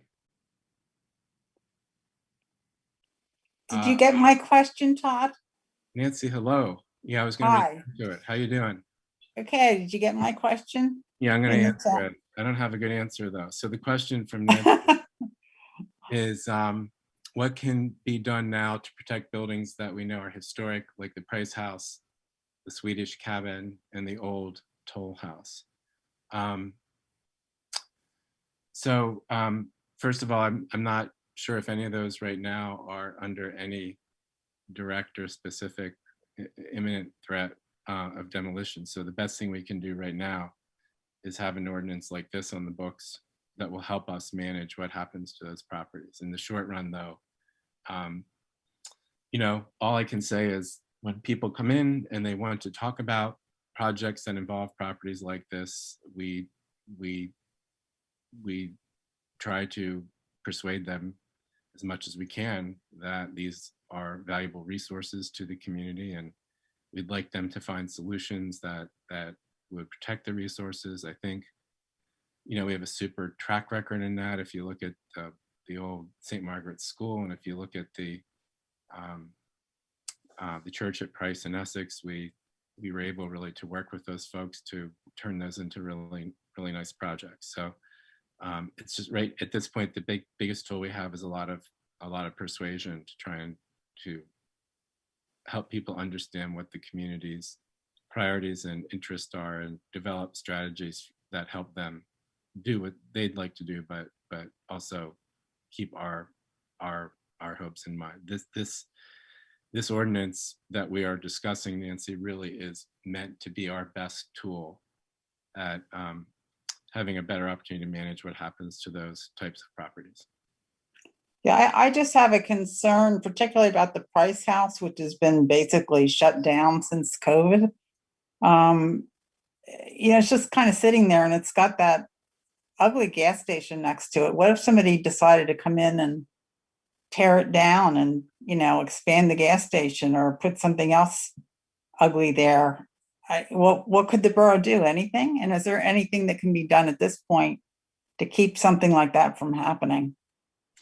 Like I said, we don't have a lot of tools right now. That's why one of the main reasons we're trying to complete this ordinance and send it to council and see if we can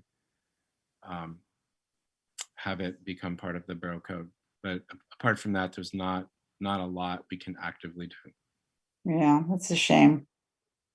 Okay, thank you. Thanks, Nancy. I'm glad you're here tonight. Thanks. Any other questions or comments?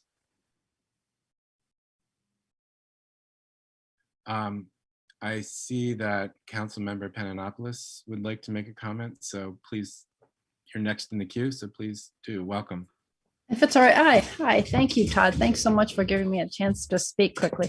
And Nancy's comment is a perfect segue because I think that, and it is great to see you, Nancy, or know that you're here. I think you express a concern it's almost universal in this community, which is what I think is at the heart of this historic preservation effort, and it is the common ground I think that we can find across the borough, which is serious concern about demolition of existing historic properties. Particular, I think what we've seen recently in recent years is that at this point, there's a financial incentive to demolish even perfectly livable, saleable, small, older homes that may suffer from minor deferred maintenance, but are otherwise homes that could welcome young families who would fix them up and live in them, but they cannot outbid developers. And that's a bad thing. And I think that's the pressing need to have this tool right now and in the future. to protect against sort of dramatic, rapid change and loss of things that we can't get back. Todd, when we talked about this several years ago, and I know I've many times over the years expressed my concerns about historic preservation and what a HARB could mean in terms of its burden on the community. And you put it so well. You said you can draw a distinction between what I called, I was being flippant, the garanimals form of historic preservation, where we want to dictate that everything has to match what's there in the garanimals, if you're old enough to remember. And you said, no, you can focus your efforts on erasure. And I thought that was such an elegant word. And I would ask the commission to keep that in mind and not allow the mission to creep too far from using the strongest tools, the certificate of appropriateness, the HARB review, to prevent the erasure and the loss of existing historic resources. And I'm mindful of the fact that oftentimes a HARB will go well beyond that into the more of the details of say, an addition or a change or modification to a building. But we have the form-based zoning code, right? We have a zoning code that right now regulates facade size, building height, window ratio to wall opening ratios, first floor heights, the configuration of front entrances, roof pitch, vertical encroachments. Like our form-based code goes well beyond what most zoning codes do to regulate new construction or additions or modifications to buildings.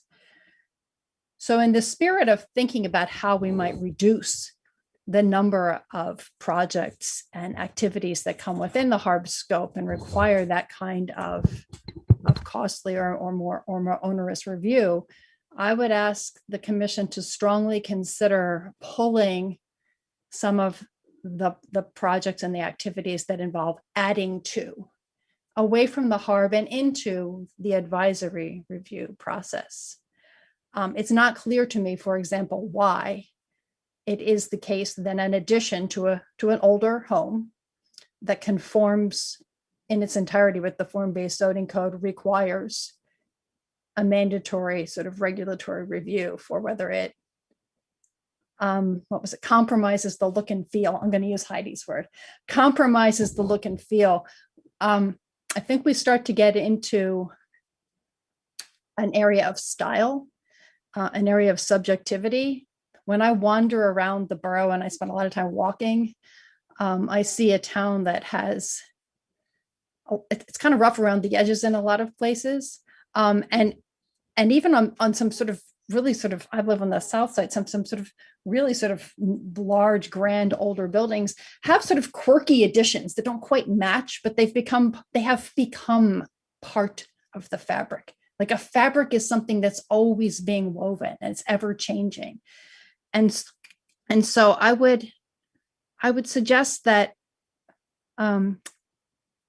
we might want to go easy on the activities that we bring within the HARB's purview, and recognizing that by preventing the removal, right, of large parts of building, the removal of significant historical features of buildings, and most importantly, the wholesale demolition of whole homes, right? We are taking a huge step towards slowing down a kind of change that would be too rapid and towards preventing the erasure and loss of history that we can't get back. But at the same time, let's allow that fabric to continue to be woven. Let's allow people to do their quirky little things. Some of the things on this list, for example, I look at the addition of dormers and the changing of roof lines. I mean, we know most people who do those kinds of modifications to their homes, it's because they need to get usable space on their third floors. Because it's, their needs have expanded. They've got a parent that, they want to bring in the house. They need an extra bedroom. And, sometimes the only way they can do that, right, feasibly or in a way that meets their needs is going to be something that's going to sort of compromise the historic, that compromise the, they're all over the borough, sort of bump outs that are a little bigger than you would design if you were designing them just for the aesthetics. Those are projects that I think most homeowners would really benefit from being able to sit down with our town architect, who might give them some advice like, hey, did you think about this? But at the end of the day, I think it would be a mistake possibly to prevent people from doing making those kinds of modifications to their buildings that allow them to keep preserving them, keep using them, keep maintaining them. And so I would just suggest that the commission might want to sort of revisit some of the activities and projects on the list that go to the HARB that involve additions, and think about whether we really need to require people to obtain a certificate of appropriateness when they're adding to their homes. Mhm. So that is my comment. Thank you for listening. I'm so glad you're here. Thank you. I'd just like to clarify one thing, and I'll ask Chloe to do that. Council member, I think in your comments, you mentioned wanting people to be able to add dormers, do those kinds of things that ultimately wind up contributing to the kind of quirky feel sometimes, or rough around the edges feel. Chloe, the review that the HARB would undertake, first of all, that wouldn't prevent people from doing things, right? Correct. A review doesn't necessarily mean that anyone's going to say no. It means it gets looked at before they can pull a building permit. Mm-hmm. So that's just a step they have to go through, but not necessarily one that stops them from doing. That's why I was suggesting it could go into the advisory process. If it wasn't our intent to sort of stop ungainly dormers, but then maybe they don't need to go to the HARB. Mr. Walker would never let us write a code that had the word ungainly in it. Do any planning commissioners have any questions or comments about what the council member was suggesting? I think it's interesting advice. We have had many conversations about this, and if nothing else, this has been a long line of conversation. So I'm curious, anyone have any response to that?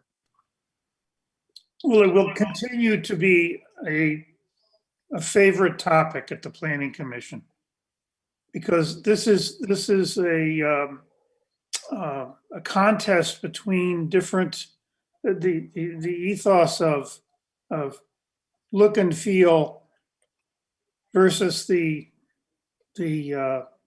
increasingly popular notion of energy efficiency, which is often, I would submit, at cross purposes with the look and feel, particularly when it comes to solar panels at awkward angles on rooftops. And there are a number of considerations which we all need to weigh, all of which have virtues that we need to very, very carefully weigh and not slam any doors on any of them. That's my comment. In other words, Todd, we're not going to get to the finish line as quickly as those of us on the Planning Commission would like to get to the finish line. Well, we just have to plod ahead, I think. Any other responses to the council member? Yeah, I guess. Oh, you can hear me, right? Yep. Okay. And I'm not echoing, right? No. Okay, great. You're actually.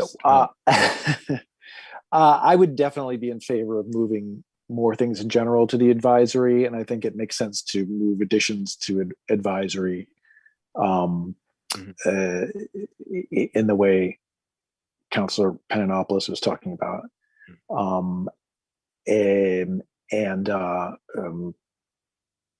Well, I guess that's my comment. I'm favorable toward those comments. Any other responses? Council member, what I'm hoping, whether we discuss that further and change it now or later, what I'm hoping is I would very much like to get something to council so that council can provide that last round of feedback that you, like the feedback you just gave. I would like to be able to hear other thoughts too that other council members might have, so that we can make final changes to an ordinance that everyone's comfortable with. And where that line falls on that list of 14 things, I'm sure it's going to change. In the construction of things, that's pretty not too hard to do. So that's what I'm hoping we can do. Does that sound like a reasonable process to you? That we provide you something sort of on an advisory basis, council gives feedback. Oh, yeah, of course. But in thinking it just in mind of the fact that we were talking about 60 projects a year sounds like so many, and a number of them are additions. It seems that that might be something to consider. May I ask you a quick question? Because I realized I jotted a note about the administrative process where somebody could be designated in the office to do some of these kinds of reviews.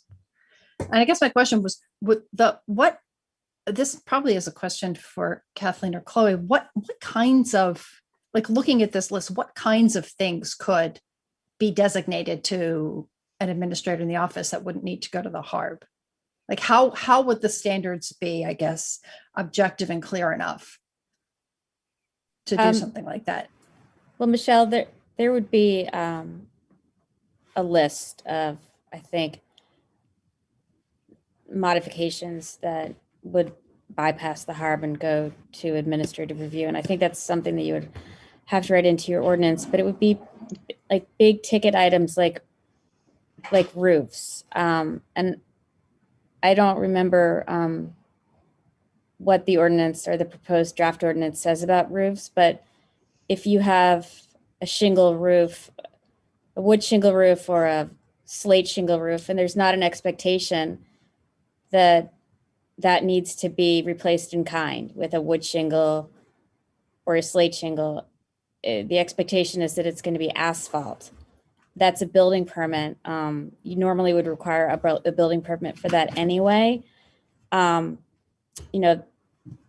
it's something that you want to have review over, though, that might be something that would be going to administrative review. Something that's it's I don't want to use the word subjective because nothing about this is subjective, but it's a decision that one person can make much more efficiently than a body of people can make. So you'd want to look at those items on your list and decide whether you have somebody on staff that could make those decisions pretty easily with not a lot of input from a larger group. Chloe, what are your thoughts about the things on our list that might be administrative? Can I back up for just a second? Because Jim Spear brought this up earlier, and we didn't really talk about what is the process if it does require a certificate of appropriateness. So just briefly, the way that's written into the Historic Districts Act is that goes first to the HARB, they make a recommendation, then it goes to council, and council has to vote to issue the certificate of appropriateness or to not issue the certificate of appropriateness. So that is how the Historic District Act is constructed, and that's how this process would work. If council desires, there is a provision for sort of pre-approving certain types of items. And I would give an example. One thing on this list is concealing porch railings. So let's say council says, look, we really don't care about this one unless it's a decorative wrought iron railing. And then that gets written up maybe with pictures from real locations in the borough. It's really clearly spelled out. And that gets basically pre-approved by council. Council says, we authorize staff to make decisions about porch enclosing or altering, adding, removing, or concealing porch railings. And what we say is that if it's wrought iron, they should not issue a certificate of appropriateness to alter it, and otherwise they should, and we don't care. And they, that gets spelled out in some document that's approved by council and provided to staff. And then those ones, when they come in for review, instead of going to the HARB for a recommendation and council for approval, they just get issued by staff because they've essentially been pre-approved by council. And that's an optional process. It's written into the ordinance. If you want to take advantage of it, you can, but you don't have to. Like the default would be for everything to go first to the HARB and then to council for the certificate of appropriateness.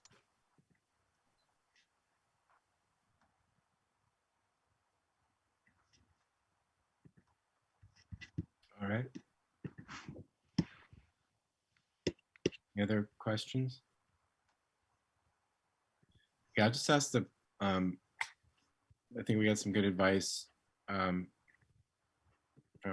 Councilmember Pananopoulos. Having heard her comments, does that give anyone any thoughts about whether some of the things on our list we should just now move to the advisory category as opposed to the, or are you satisfied with where we are, and we'll see what happens when this moves along for further review?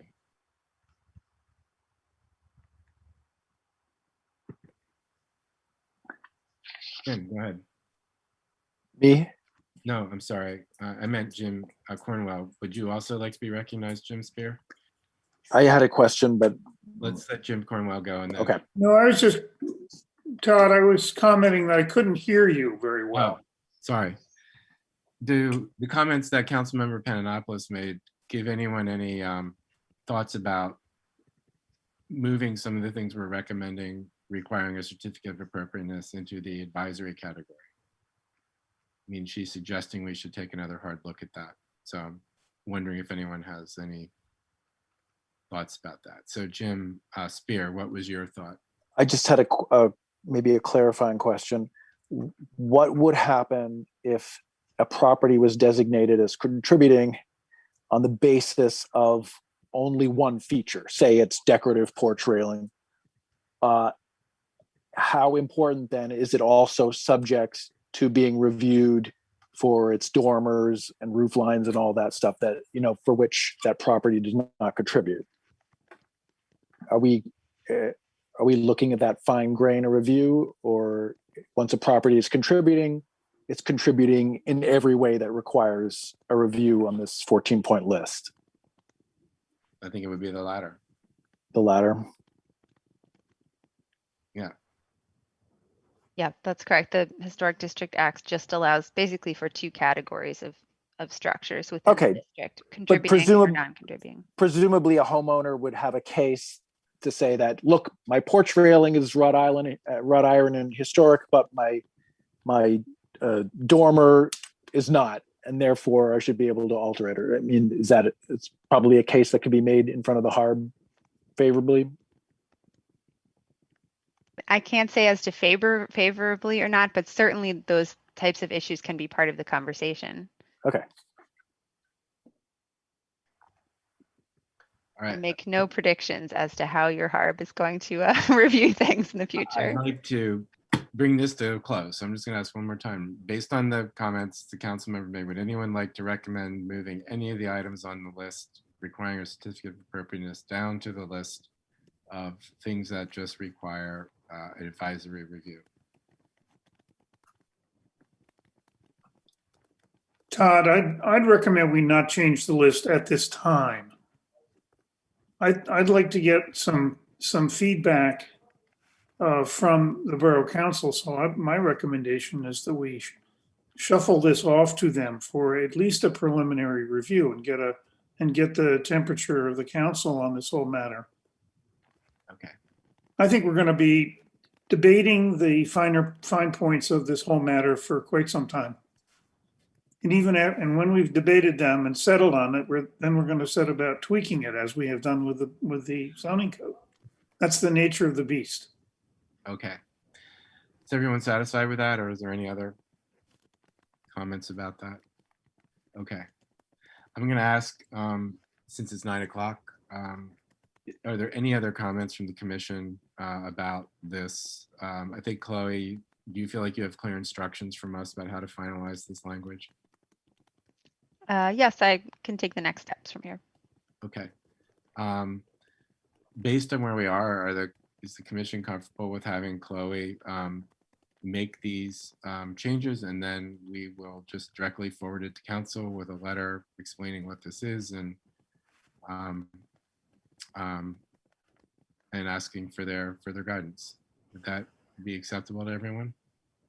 Does this include trying to come up with that and/or language about third lot layers? Yes. Okay. Okay, so that's what we will do. Thank you. The last item on our agenda is public comment, general public comment. And before we open that, I did receive two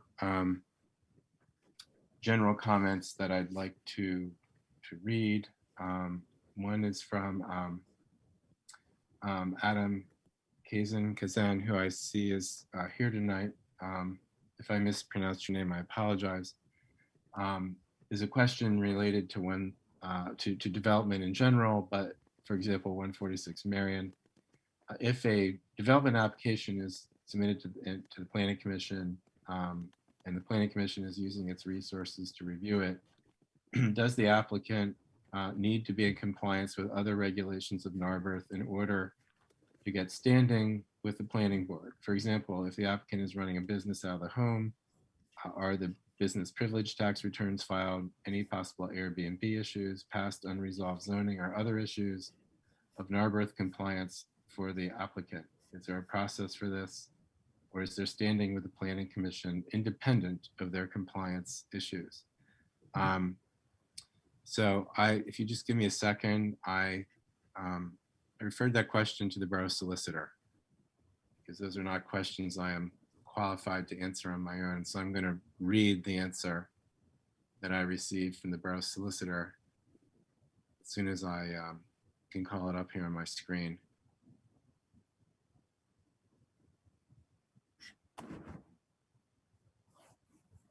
Okay, so this is the message I received from the borough solicitor in response to the question. Essentially, if somebody makes an application to the Planning Commission for land development or subdivision, can they do that if there are outstanding matters of compliance with the borough? There's no requirement that the property be in compliance in order to seek a land development or subdivision. All they have to do is file the application and pay the fees for the plan to be considered, which is where the Narberth Planning Commission comes in.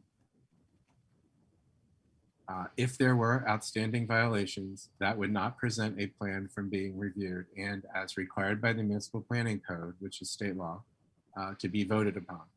In addition, just because a plan is pursuing a development or an applicant is pursuing a development does not mean that the borough cannot pursue enforcement for those types of issues.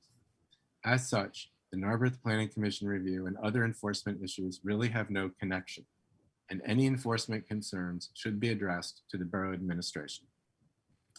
So thank you. I hope that clarifies things. Adam, does that answer your question, Adam? You can answer in the chat if you want. Yeah, that answers it. Thank you. Sure. I think Philadelphia has a different approach to this. And well, I can't speak for how yeah, Philadelphia but that answers the question, and I appreciate finding out. Okay, thank you. I'm glad you raised it. Thank you. The other email I received was forwarded to me from the borough office. It came from Peter Grove in Narbrook Park, who asked the office to forward this to me. And he sent 2 photographs and asked if we could identify where this magical woodland and delightful piece of open space is. And in the spirit of, telling you guys what public comment I received, I'm going to share my screen and I'm going to show you those pictures. I hope I can find those pictures, and ask if anyone on the commission, as Peter has requested, knows where these pictures are. Can you all see that picture? The next picture will give it away. Does anyone know that property? Oh, come on.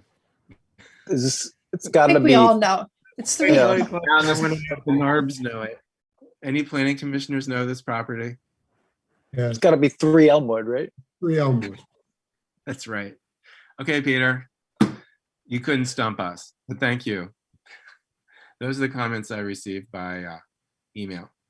So I believe my screen sharing is stopped. Are there any other comments from the public about any other matters before the commission tonight?